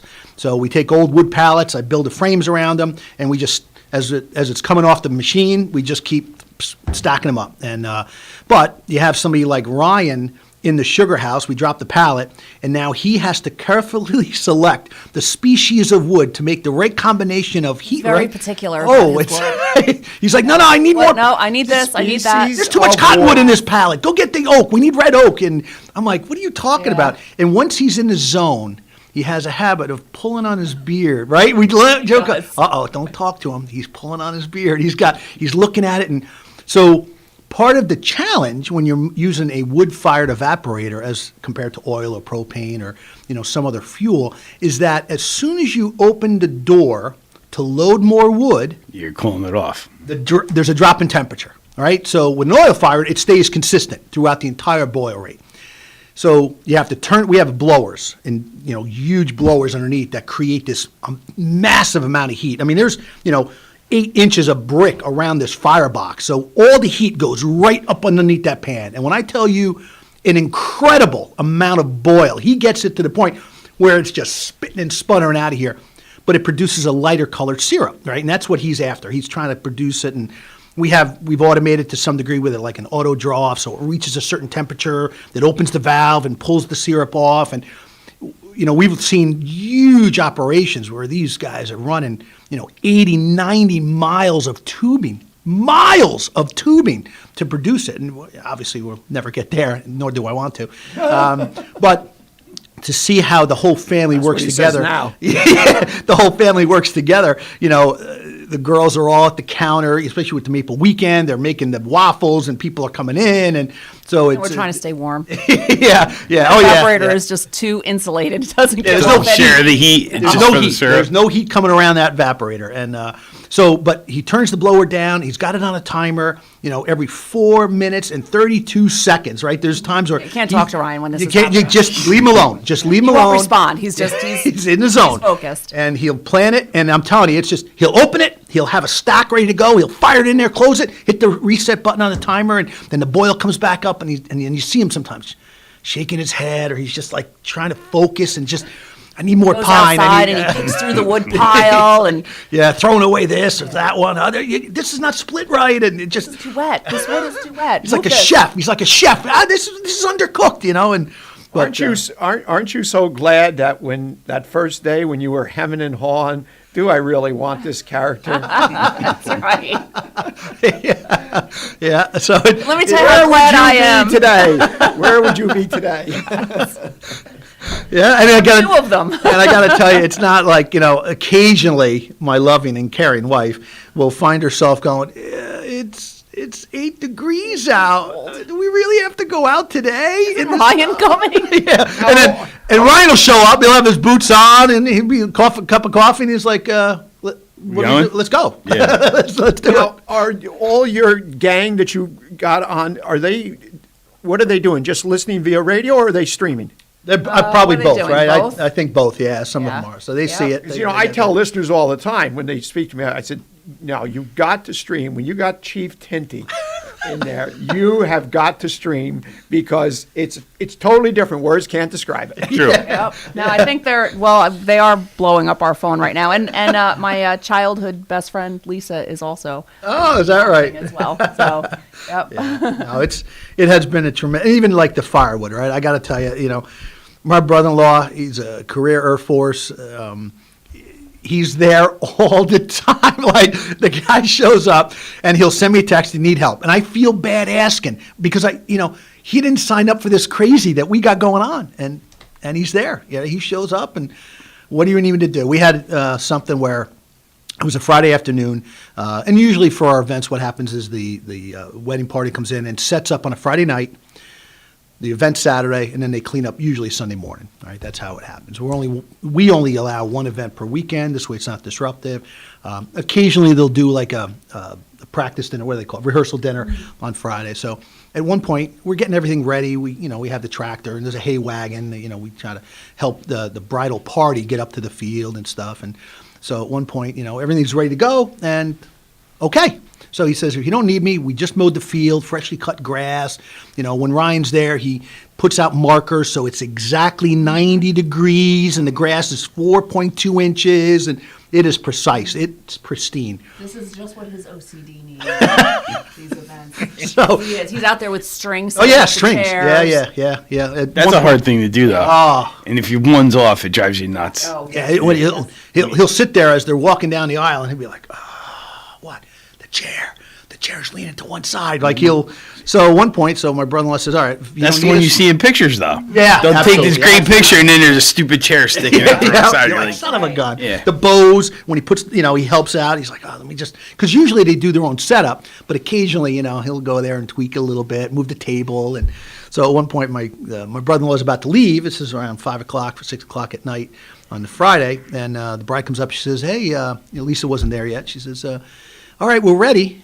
And I go, "Great, that's perfect, right?" I have no idea. I'm working on getting stuff done. And she goes, I said, "Great." And she says, "No, I mean, we're ready. We're ready to go." I'm like, "You mean tomorrow?" And she says, No, it's a rehearsal. And your wife told us that you're going to take us up in the hay wagon." No, I did not. And I go, "Really?" No, I did not. I didn't know that. She never said anything to me about that. She's like, "Yeah." So all these people come out. The bridal party comes out. And so my brother looks at me and goes, "Let me just make a quick call." And he gets on the phone, calls my sister, says, "I'm going to be a little late." And he hooks up the tractor. We load everybody up. There's a practice run up and back. He's fuming because Oh, he thinks that I actually told this person, "Oh yeah, he'll do it on a Friday night all by himself. I won't be there to help. I'm at a swim meet for my kids." So I call her. I said, "Do you know what that?" She's like, "No, I didn't know that." Anyway, so went out with that hitch. Worked out. Jeff was there, and that's what I'm saying. Like, it really, truly. Yeah, but what blessed. he's not telling you is that when they got to the field, the bride said, "This isn't the field. No, we're supposed to be having our wedding in a different field." And again, now he's mad at me because now we've brought everything to this one field. So I get home, it's like 9 o'clock at night, it's dark out. I didn't mow the field that she's telling us to go to. And in the dark, I'm up there with the tractor with the headlights on, mowing this field. Open cab with the brush hog, And flail mower. it's summer, so it's all bugs and eyes, wildlife. dark, Yeah, I all can see the eyes. out there. I'm in there in the dark. I mow everything. We bring everything up. The next day, the bride comes and goes, "Oh, I was wrong. It was the other field." So we everything back down. We get a lot of that. And we don't have to do any of it, yeah. right? We're not under no and- obligation. and- We just try to help. We really I know, do. I know. And But weddings are tough because it's that person's special day. Yes. You don't get a do-over. It's got to go right. And the last thing you want is the vendor is for their memory to be that you didn't do something or meet their expectation. We do everything we possibly can to make sure that they it's have hard. a perfect day. And a lot of times when things go wrong, they don't even know about it. Perfect. The couple doesn't know that there was an issue because we've dealt with it and whoever that vendor is. And well, the one time they had the cake, beautiful cake, multiple layers and not layers, levels, I guess it would be. And at one point they had put it on the front, in front of the table where the bride and groom are, the table there, and Ryan noticed that the cake was starting to lean. It had been out for too long. So and this wasn't us. This was their this was their cake people, and so Ryan was like, "Uh-oh." So he went into the shop and grabbed all this stuff, and as it's slowly sliding off the top, while everyone's doing their thing, he takes it apart and puts in the dowels and dowels to hold it rebuilds together. his cake, right? So, and again, nobody has to know anything, right? He's fixing this stuff, but no, there's been multiple occasions where we had some good stories out of these things, and but it's impressive, and when Ryan and Jenny got married, Ryan was there almost the whole week before, getting everything perfect. He said, "I want this perfect for my wife. I want her," right? How many times did he say that to us? "I want Jenny to have the perfect day." And he put out sunflowers, and he built this arch, this beautiful wedding arch. He built it at the farm, and we still use it. Like people are like, "Oh, that's the arch I want." Like, gorgeous. It's perfect. And over and over, he kept saying, "Oh, I just want it perfect for her. I want it perfect for her. And, she's perfect for me. I want it perfect for her." He kept saying, I'm like, "Dude, okay, you don't have to take clippers up to this 2-acre mowed field. You have to worry about that." Get every But he grass was and like, standing too proud. He'd come over at night, water it, right? We had the water tank. He'd water the grass. he had this vision, and he made sure that that's what it was. We had those big rolls of weddings hay. in the venue like you guys have. you're dependent on the weather. Yeah, oh yeah. We've had that happen. Yeah, and it doesn't have to rain. It could be windy, and it's a catastrophe. It just makes the whole day so difficult. And fortunately, the barn is big enough. Actually, we got married inside the barn Mhm. because it was supposed to rain that day, and it ended up being a beautiful day. But, that is our backup, and everything can happen inside the barn. And we move the chairs and make sure everything is, we always have a backup plan. Yeah. So actually, Greg, my brother-in-law Jeff and Brandon. Brandon ran the Zamboni up there, right? That's who we're talking about. Jeff Harkin and Brandon Harkin. When they come down here to help us out. Yeah. Jeff just sent me Small text. world, Hey, right for us. And so that's who does it. And Both Jeff and Brandon. Yes. Jeff's still there one evening a week. That's right. He's a tremendous help, and he brought a lot of experience because he had worked at Newburgh and with That's different doing cuts with different patterns. Just a whole new world that he brought with him. Now probably, 15 years ago. Oh yeah, see. So I mean, it's different patterns are nice. Well, they're not visual. They're just doing, keep the ice level. Doing the oval cuts. Yep. This way, diagonally. Does that keep the ice more flat? I believe does? so. Okay. Yeah. My knowledge of Zamboni operations is not that great. I am not a Zamboni operator, nor do I want to be. I never realized that they were related. That's it. Yeah. Oh yeah. Well, long history there with that family, and like I said, they embraced it. I absolutely, I can't thank all of them, everybody. It's just amazing how we come together on that, and just knowing those two, and Brandon is such a he's awesome. So the one job that Brandon does, that he just absolutely, that's his job. Like if he doesn't have that job, if someone else in the family steps in, you can see he's like pouty. But so occasion we have a UTV, a 4-passenger UTV that we use, and we use that exclusively to help some of the, I'll say disabled, but people, elderly, and try to get back up to the parking area. It's a little bit of a drive up there, so we'll offer. Then he is the taxi driver for that mule. So when he gets in that mule, he's like, "Hey, do you need a ride? Do you need a ride? Do you need a ride?" So again, up and down the driveway, brings people up, drops them off the car, comes down, and the one day we had a wedding, and there was a famous actress was one of the attendants in the wedding, and Brandon had driven her up, and he kept looking at her, and he came down, and he goes, she's somebody famous. I'm like, yeah, whatever, Brandon. Nobody's paying attention to Brandon. I'm like, okay, Brandon, she's famous. Nobody's paying attention. By the end of the night, she leaves, and we find out it really was. Oh my God, that really is her. Wow, Brandon was right. Yeah, no, we're very blessed with the whole thing. So, all right, so we only have a couple more minutes, and you should probably talk about city business. You wanted to discuss the FOIL request real quick, right? Yes. Okay, bring it up. So in addition, of course, to our farm, chief of police, and I'm the city clerk for the city of Kingston. And that's really why I was brought here today to talk about how our two offices do sometimes have to work together. One of the things is, of course, the FOIL requests. So that has become a huge part of the operation in my office. Is everybody wants their freedom of information. They want they want to know what they want to know when they want to know it. So we get a lot of FOILs that come. My office processes all the FOIL requests for the city of Kingston. And I think there's a little misconception out there that I pick and choose the information that gets delivered, and that is absolutely not true. That is a legal document. A FOIL request is a legal document. And so whether it goes to the police department or any other department, it starts in my office and ends in my office. So a lot of times that's one of the ways that our offices will. Yeah, before it used to be that every department essentially took care of their own FOILs.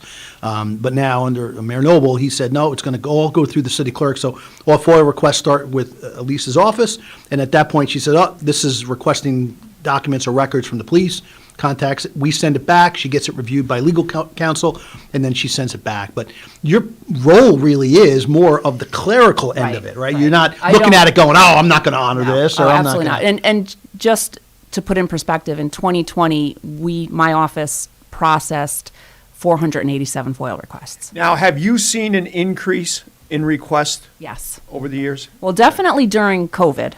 I think people have a lot more time on their hands and they're interested in information, and they for one reason or another can't go get the information on their own. But there is a lot of FOIL requests. Sometimes it's multiple in a day. Most of them go to the building department.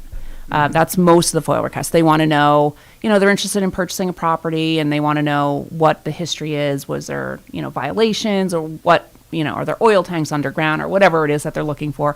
And those FOILs go right to Lori Hughes down in the building department. I got to tell you, she is amazing. I don't ever have to worry. I don't have to chase Lori. She is right on top of it. Some of the departments are very busy and don't realize, this is a timely legal document. You have a certain amount of time to respond. Right. Yep. So Those generally come from title companies, though, right? anybody can request information. We're experiencing, because there's so much real estate activity, I was just gonna title say that. companies Yes. Okay. Yeah. are requesting, and I don't think we're making them do a FOIL, depending how they make the request. So we can just give them a title search and say, yep, there's the We do building permit's require closed, it's in everyone good standing. to actually do a FOIL request, just so that we can keep track of we don't want someone to say, well, I requested this information, I never got it. Mhm. And that does happen. We have many times where, we get a lot of FOIL requests from law firms, and they'll say, well, you never sent me this information. And I could say, yes, I did on this day. Mhm. And this is who I sent it to, and here's another, I'm going to re-forward that email to you. Yep. So that there can't be a lawsuit, because it is a legal document. You have 20 days to respond, and that's it. You can request more time if necessary, which we do sometimes. Sometimes the FOILs are. FOILs are interesting, too, because the request can't force the government agency to create a document. Correct. So you And can't. it also can't answer questions. Because a lot of times people will FOIL something and they'll say, well, what is this? And they'll ask questions about the documents that they received. And it is not the purpose of a FOIL to answer questions or create anything. So it's documents that exist. Yep. Basically a raw data kind of Which perspective, then they which would is the have best. to intern, if they could not interpret, they could not answer, it'd have to go to their legal counsel. Right. Right. And with the police department, a lot of times people FOIL body camera image or footage of, police reports or accident reports. So that sometimes they take a little longer, and I have to request more time, because our IT department has to get that information and put it into a format that we can send out. And again, our counsel has to review it, because sometimes within that image, there's a child. And then that has to get sent back. They have to blur out that you can see children in the background or whatever. And that's not on me. I don't open the I don't have just time pass it along, right, yeah. I just want to get them in, get them out. And, a lot of times there's a lot of back and forth that's happening. And when I see that our counsel is sending it back to me, and we need to, at this moment, there's a kid who walks in the background, that has to be blurred out. That's when I know I have to tell whoever's requested this information, we need more time on this. And, sometimes they're not happy about that, but, every department is It's in busy. everyone's interest. I don't envy our law department. Our police law department gets peppered quite a bit, and not always by good motivations are the requests, and they do have to get reviewed, especially when there's a pending litigation or a pending outcome. You don't want to offer something that's part of the case. Criminal investigation, a body cam. Right now with discovery, everything has to be turned over in a very timely manner, but people will say, well, the cops were at my house yesterday for an arrest. We want that. Well, look, whoa. First it's got to go to court, and then, permissible later. But there are conditions, obviously if the arrest is taking place in someone's home and it's a non-interested party, we really shouldn't be releasing that information, right? And, if an officer is in a patrol car and has the body cam on because he forgot to turn it off, that information shouldn't be turned over as well, right? It's a matter of interaction with the public. And I think for us, the FOIL requests are great too. I mean, we see a large number coming our way, but it is a challenge. It's a challenge because it's not like there's more staffing to handle it, right? With the discovery on our end of it, with the FOIL request on hers, it's not like we said, we're going to add 3 more people to city government. Video and body cameras have changed the requests that come to PDs, and that's good because the information exists, but it creates a time crunch. Because especially when there's a redaction issue. Yeah. Unfortunately, Right, we are out of time. This was a great hour. This certainly was different. We mixed it up. Sorry. No, I thought it was great. I thought it was great. I hope our listeners thought so likewise. Other than our family. It was, very, very interesting to hear. And I learned a lot just sitting here listening to both of you. And hopefully we can do it again where you two team up. And thank you very much for taking your valuable time. And I know how valuable your time is between everything that you do. It's really not that valuable. I'm going to get an earful when we leave here. And likewise with you, Alyssa. Thank you very much. Thank you. Thank you. And we'll be back in a few, listeners. You're listening to Kingston Community Radio on WGHQ Kingston. On your radio at 920 AM and 92.5 FM. And also online at mykcr.org. On top of first-class care, you will never receive a bill. The only thing we had to worry about was just keeping Azalea comfortable. St. Jude saved her life. Finding cures, saving children. Learn more at stjude.org. A message from the American Migraine Foundation. It's an absolute nightmare. There's pain that does not stop. I feel trapped by migraine. Migraine is a disabling disease. I feel like I'm dying. You feel like the world's closing in on you. There's nothing you can do. It's like you're trapped in your head. There's no escaping it. You can't leave your body. Don't suffer alone. Make your move against migraine. Visit AmericanMigraineFoundation.org to find help, learn more, and get connected. We are Lions. We bring hope where it's needed. We are a global force for good. Support causes that matter. Change lives. Change communities. Change the world. We can do more together than we can alone. Join in. Experience the joy of serving. Be part of the movement. Give back. Let's unite the world for good. We are Lions. You can be too. Visit weserve.org. Everyone is talking about healthcare these days. America spends twice that of other developed countries on our healthcare system, yet our health ranks near the bottom. How can we stop spending so much and getting so little? By shifting to a system that gives more patients access to strong primary care. Primary care can help make America healthy again. To learn more about the benefits of primary care, visit www.healthisprimary.org. This message is brought to you by America's Family Physicians.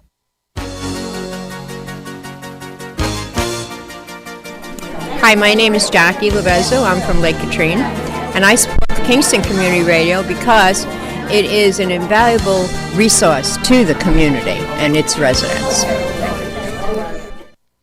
This portion of Kingston Community Radio is brought to you by Ulster Savings Bank. Visit their newest branch, conveniently located at the Ulster Commons Plaza in Lake Katrine.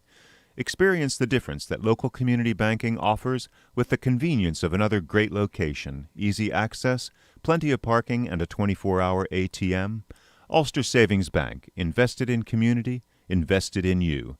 Member FDIC. And we are back, listeners, for our last half hour. Those that have been with us, welcome back. Those just joining us, 331-9255 is our call-in number. We'd love to hear from you. In the studio here with me is Supervisor Fred Costello from Sorgeties, and I believe we have our Senator on, Michelle Hinchy, virtually. Hello, how you doing? Good morning. We're doing. How you doing? Doing well. Good morning. Good morning. Welcome. Happy you're joining us today. She's going to be a regular? Too. Yeah, Next time I'll be in person. Yay! I broke the ice today, Michelle. This is my first time back in the studio all year. I've been doing it virtually myself. That's right, because you came in probably, back in December, Michelle? Yes, I think that's right. I've been on a couple times, virtually, but the last time we were in person, I think, was maybe over the summer, in the fall. Yeah, I think you're right. Okay, yeah.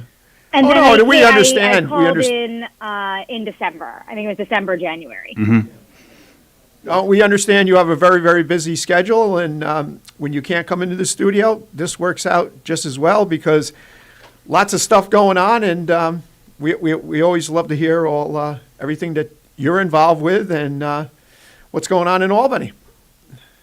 Yeah, thank you. Yeah, it's been a busy 6 weeks. You know, I feel that we all feel that time doesn't really exist kind of in this COVID world that we live in. But we've jam-packed a lot into, the first 6 weeks of session. And so it's been a whirlwind, getting our team set up and our office set up, which is all live now and jumping straight into the budget season. But, it's really, I like to say it's really building the plane while flying it. Of getting that's a good analogy with everything, but that's good. We got to jump right into it. Yeah, that's a great analogy, and it's relevant, especially right now. So that's good. But I feel like it's exciting. You stepped right in. I know you started working before you even were sworn in, and you've been able to make some movement on some of the projects you've been working on. I know some of the storm infrastructure improvements. There's been some movement there to help with those changes. Is that correct? Yeah, so we just last week, I think it was, introduced a bill called the SWAP bill, which is a piece of legislation with strong bipartisan support done in partnership with Senator Tedisco, who is a colleague of mine on the other side of the aisle, represents Schenectady and some of the northern parts of New York State. To really create a funding structure to update and invest in our water infrastructure across upstate New York, but the state in general. For anybody listening, kind of like a CHIPS funding structure that currently exists to help fix our roads. We don't have anything like that on the water side, and we know that our water infrastructure, specifically, again, across upstate New York, is very old. For our district, which spans 5 counties, the average age is about 90 years old for our water infrastructure. And in some parts of our district, it's still built with wood. So it's time for an upgrade. Yeah. That makes me feel better about our infrastructure. We at least have steel and ductile iron, so I guess we're ahead of the curve. Actually, we are ahead of the curve. Yeah. We've kind of been forgotten in places, and as you know, it's really expensive to do. And so, other parts of the bill is, we put incentives around and working with my colleagues to get this language right of people who have kind of worked in this space previously. But when we are updating some of the roads, making additional funding available to update the pipes that run underneath it at the same time. Yeah. So we're not doing it 1 year, fixing the roads 1 year, and then 5 years later, ripping back up our newly paved roads to do water infrastructure upgrades. We should do that all at once, and we should incentivize and give our communities the money to be able to do that all at once.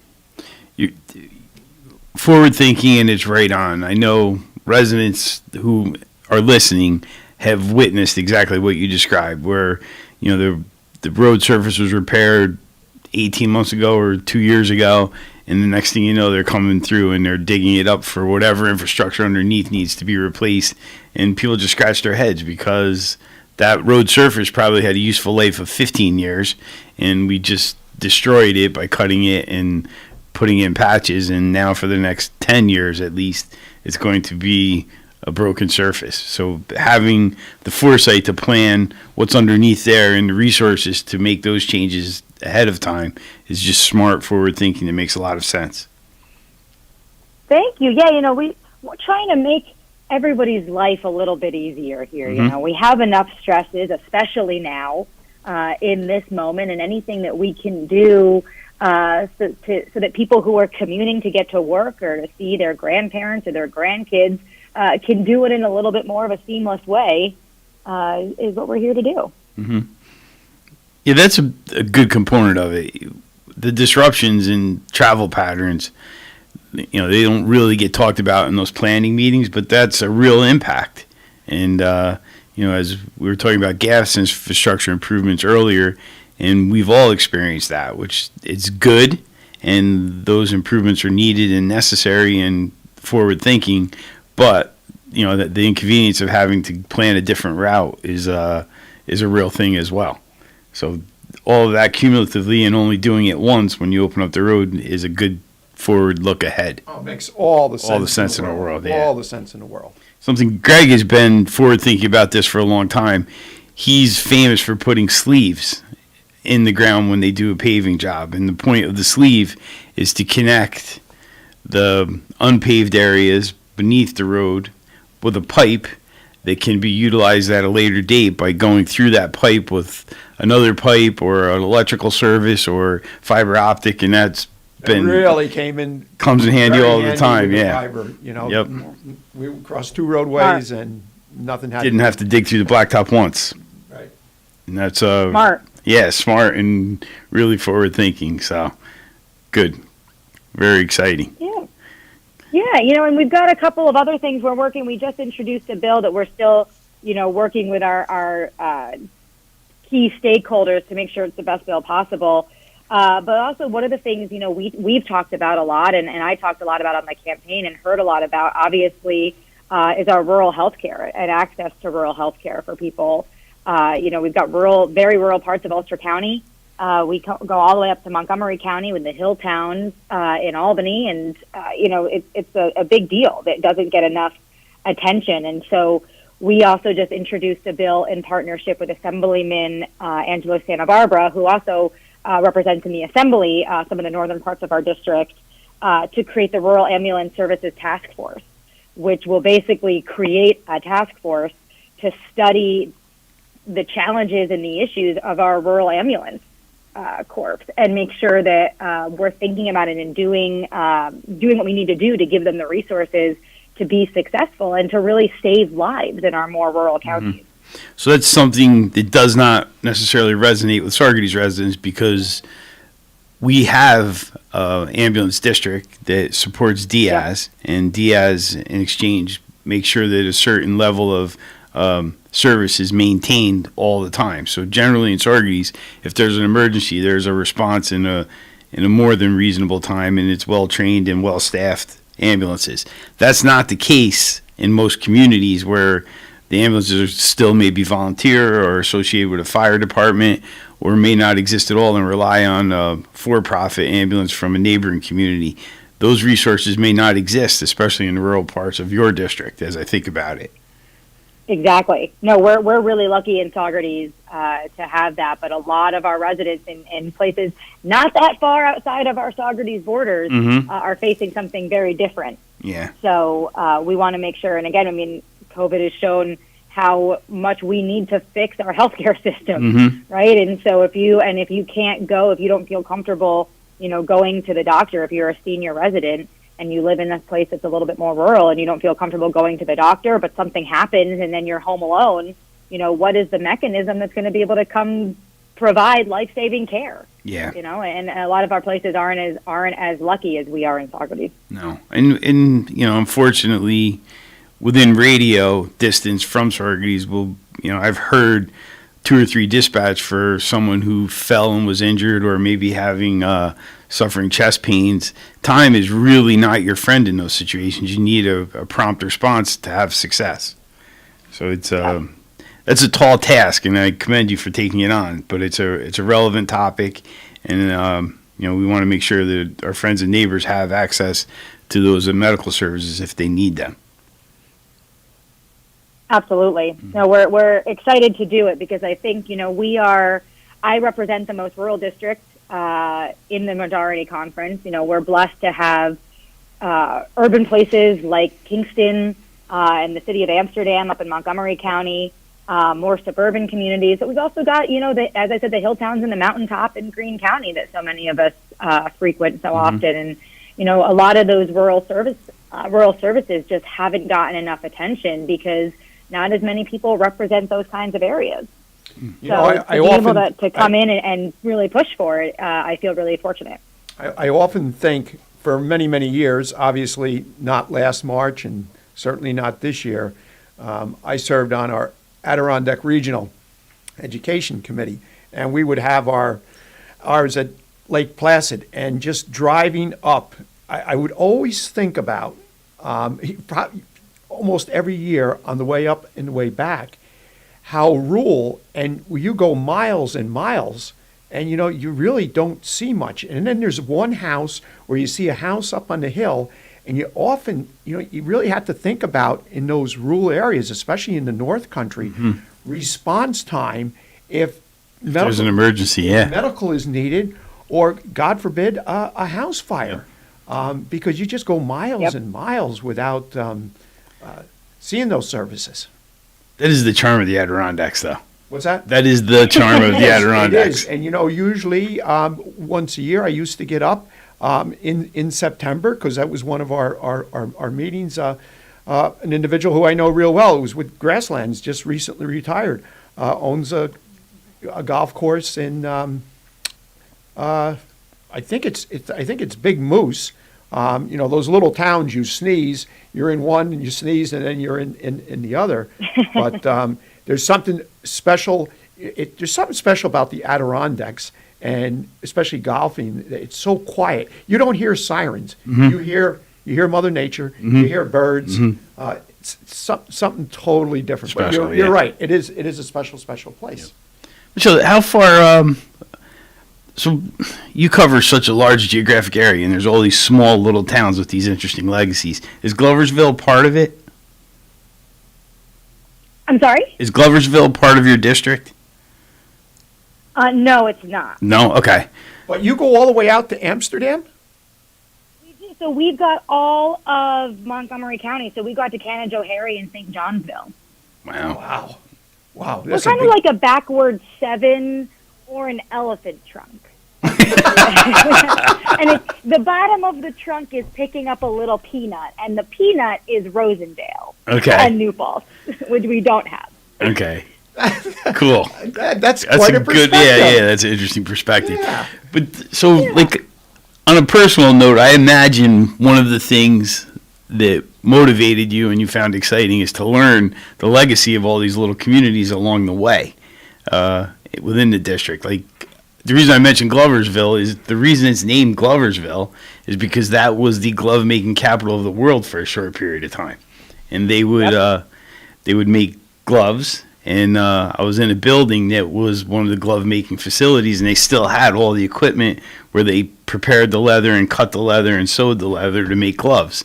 And I was just like, New York is so cool because we have all these small places, and each one of them has this interesting little story. It's really true. It's funny because I was bringing in a speaker from Virginia Tech. Mm-hmm. We had our Southeast at Fishkill. So he thought I was pulling his leg with Fishkill. And he actually Googled Fishkill and I don't remember what it is right now, but how the name Fishkill came about. And it was really quite interesting. So I know right where you're coming from. I happened to meet this one young man, actually, and he knew the whole process and the legacy and who the players were. And I was like, holy cow, it was great. And I just, it was fun. We talked just to the origin of the name Sorgetes. Yeah, Little Mill, yep. And the grist mill. Yep. History there. It's pretty cool. And I love that stuff. Yeah, I it's absolutely fun. love that stuff. And because of your geography, I know it poses challenges, but there's so many small little spots along the way. It's probably something you enjoy learning about all those little communities as you travel through and help represent them. Oh, absolutely. And I think we have such a rich history in upstate New York and in our state in general. And I think one of the things that I'm really excited about is to kind of try to revive that and remind, some of our young folks, right, of people who don't know just how important it is. Mm-hmm. I mean, a fun fact that I learned actually, so speaking of Amsterdam, I know far away from us, but still in our district, they were like a rug capital of the world, right? I mean, they had all these they made all these beautiful rugs. And actually the rug in the Senate chamber in Albany, which is still the original rug that was there when they built the Capitol, is from Amsterdam. Oh, really? And See? So it's like a historic piece. And actually before we had Wi-Fi and kind of the internet was really just coming up and starting, and the members wanted to run. I heard this as a personal story. The members wanted to run wires to their desk so they could all have a laptop and be able to research the bills and stuff as they were coming up. And they weren't allowed to because the rug is historic, and they weren't allowed to cut into it. So they couldn't. The assembly was able to get internet access at their desks, but the Senate was not because of the rug. Wow. Now there's Wi-Fi, obviously. Yeah, so we don't have to worry about the wire. But good for them for having the foresight to respect that and protect it. That is a fun fact, but it's It's something we should cherish and celebrate. Yeah, and the place the Senate first met is here in Kingston. Yeah, that's right at the Senate House. Yep. And there's the placard for where the assembly met in the tavern that's right on the corner or just a few blocks down. There is so much incredible history here that I really do feel fortunate as we drive around. I was actually just talking to my team about how one day when the weather's a little warmer, I want us to take a team outing and go on one of those tours to kind of see the historical markers in parts of the district that we don't know so that we can get a better understanding of it too. Yeah, you're right on. And, we always talk about the Senate House is a perfect example. If you went away on a vacation and you spent an afternoon at a place like the Senate House where I did it in Cape Cod when I went to visit their town hall. But we have that right in our backyard and we largely overlook it. I've been to the Senate House 3 times and I'm 50 years old. It's something that we overlook and take for granted because it's there. But there's so many things like that. The Firearms Museum, terrific resource and something fun to visit and celebrate. And we have those kinds of resources in Sorges all over the place. Opus 40, the Kirsted House. Yeah. It's just we're blessed and we take it for granted. So, yeah, there's opportunities there for both of us to work on. Absolutely. Well, and I'm really excited to be on the Cultural Affairs, Arts, Recreation, and Parks Committee, which is led by Senator Serrano, because I think that we can, pull in more of our assets into that committee, right? And to think a little bit more. What I want to do is think more holistically about how we can connect some of the dots and bring people to a region who are interested in these things who may not know it's here. Just down outside of our district and outside of where we live, but not far away in Newburgh, is the Tower of Victory, which is where George Washington spent the most amount of time in the Revolutionary War, and actually where the idea with the French for the Purple Heart was created, right? And that's incredible. That's in our backyard too. And people think about Mount Rushmore when they think about incredible places with presidents, but they don't necessarily think about Newburgh as a critical piece of our history. And we have so much of that here. So how do we connect the dots between the Tower of Victory and the Senate House and the Kirsted House and so many other places that we have, so people who want to learn more about the history of our country know that it's here in our backyard. Yep, right on. I knew about Washington. I knew about the Tower in Newburgh. I did not know the Purple Heart was created out of Newburgh. Yeah. Did not know that. I remember a few years ago there was a ceremony there in partnership with the French delegation came to celebrate. It was also, I think, the peace signing with them, and there's so much that has happened there. That's where they decided to kind of get into the war and help us, which really turned the tide of the outcome. And there's so much baked into that space. Yeah, interesting history, and it's one thing to read about it and learn about it, but when you actually can go to a site like that and experience it, it just reinforces all the education, and it gives you just a completely different look at it. And it's especially for young folks who kind of see it as a textbook assignment and may not have built up that love for it. When you take them to a site and they're like, oh yeah, we read about this, it just completely changes their perspective. We've got a caller. Good morning, caller. You're on the air with Kingston Community Radio. Hi, good morning. I have a question about vaccine distribution. Why wasn't this vaccine distributed to primary care physicians? To me, that makes more sense than trying to get to different places. Your doctor knows your underlying conditions. Good point. Yeah, I can jump in there. I mean, I agree, I think, with what you're feeling of the frustration of the vaccine rollout. It has been, we knew it came sooner than we thought, which is good, but we knew it was coming. And there's definitely ways that we should have been more organized around it. The governor is really the one who kind of controlled the vaccine rollout to this point. And I think they were trying, with such limited doses, there wasn't enough of them to be able to give to primary care, to primary physicians, because they just didn't have enough, right? And so you'd be giving 3 here and 4 there, 1 there. So I think the idea was trying to centralize it. At least they'd be able to use at the time when they were only getting 100, 200, 300 vaccines at a time, to be able to roll it out that way, and it's kind of stayed. But I think as we ramp up and as we get more and more vaccine doses, as the Biden administration has promised, there's definitely, I mean, we're seeing it with the pharmacies already, them getting more and kind of independent pharmacies. There's a lot of the independent pharmacies that are now doing it as well. There's definitely, I believe, as we get more of them, space in there to push for primary physicians, and that's something that we can definitely talk about. Yeah, it just makes more sense, because trying to get on these websites to sign up for things, if you don't do it at 3 o'clock in the morning, you're not getting on. And it's, I'm in my 70s, my husband is in his 80s, and we both have underlying conditions. And yeah, we're signed up, but now you sit and wait. Yeah. Are you signed up on multiple lists? Excuse me? Have you signed up on multiple lists? Well, I keep trying CVS. They keep sending me to Facebook, and I will not do it on Facebook because I want nothing to do with it. Okay. And yes, I am on the county list. Have been on there for well over a month. Okay.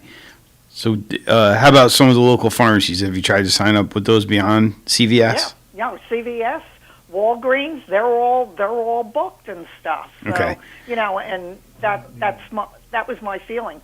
Why not just send it to primaries? I would suggest you do the Woodstock Apothecary as well. And No, I have not checked out with the Woodstock Apothecary. all right, give that a shot. The vaccine has not been available to meet the demand yet. Right. The good news is that's changing and improving. But your frustration is justified and real. There's a lot of folks.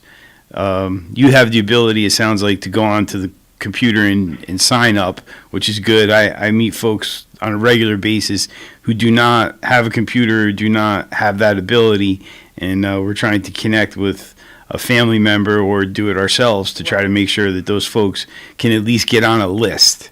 And we're optimistic and hopeful that over the next few weeks that the capacity and the available vaccine is going to increase dramatically, and we can start getting through the list of eligible people and get the people in most need vaccinated. Right. Do you mind if you answer a question? Do you live in Saugerties? Yes. Yeah. You do? Okay. Also, peek at the town website on occasion. Twice there's been opportunities to get vaccine locally. That is a rarity, and but if that opportunity comes again, we will advertise it there. So peek at the town website as well. And also, as the supervisor alluded to, contact Village Apothecary. Neil Smoller has been quite a leader in Ulster County with what he's done. And if talking about different things that he is out there doing. Yeah, he's been really amazing. If there's a way, he will do it. Unfortunately, ma'am, we are just about out of time. Thank you for your call, and hopefully you are successful. But again, reach out to Neil. Thank you for your call. Thank you so very much. Okay, have a great day. Have a good day. Well, Michelle, we're just about out of time here. Maybe we're down to 30 seconds, and. Anything you'd like to close with? It goes by so fast with you guys. I know. We're going to have to get you an hour, I think. Yeah. We're going to have to get you an hour. Is there anything you'd like to close with?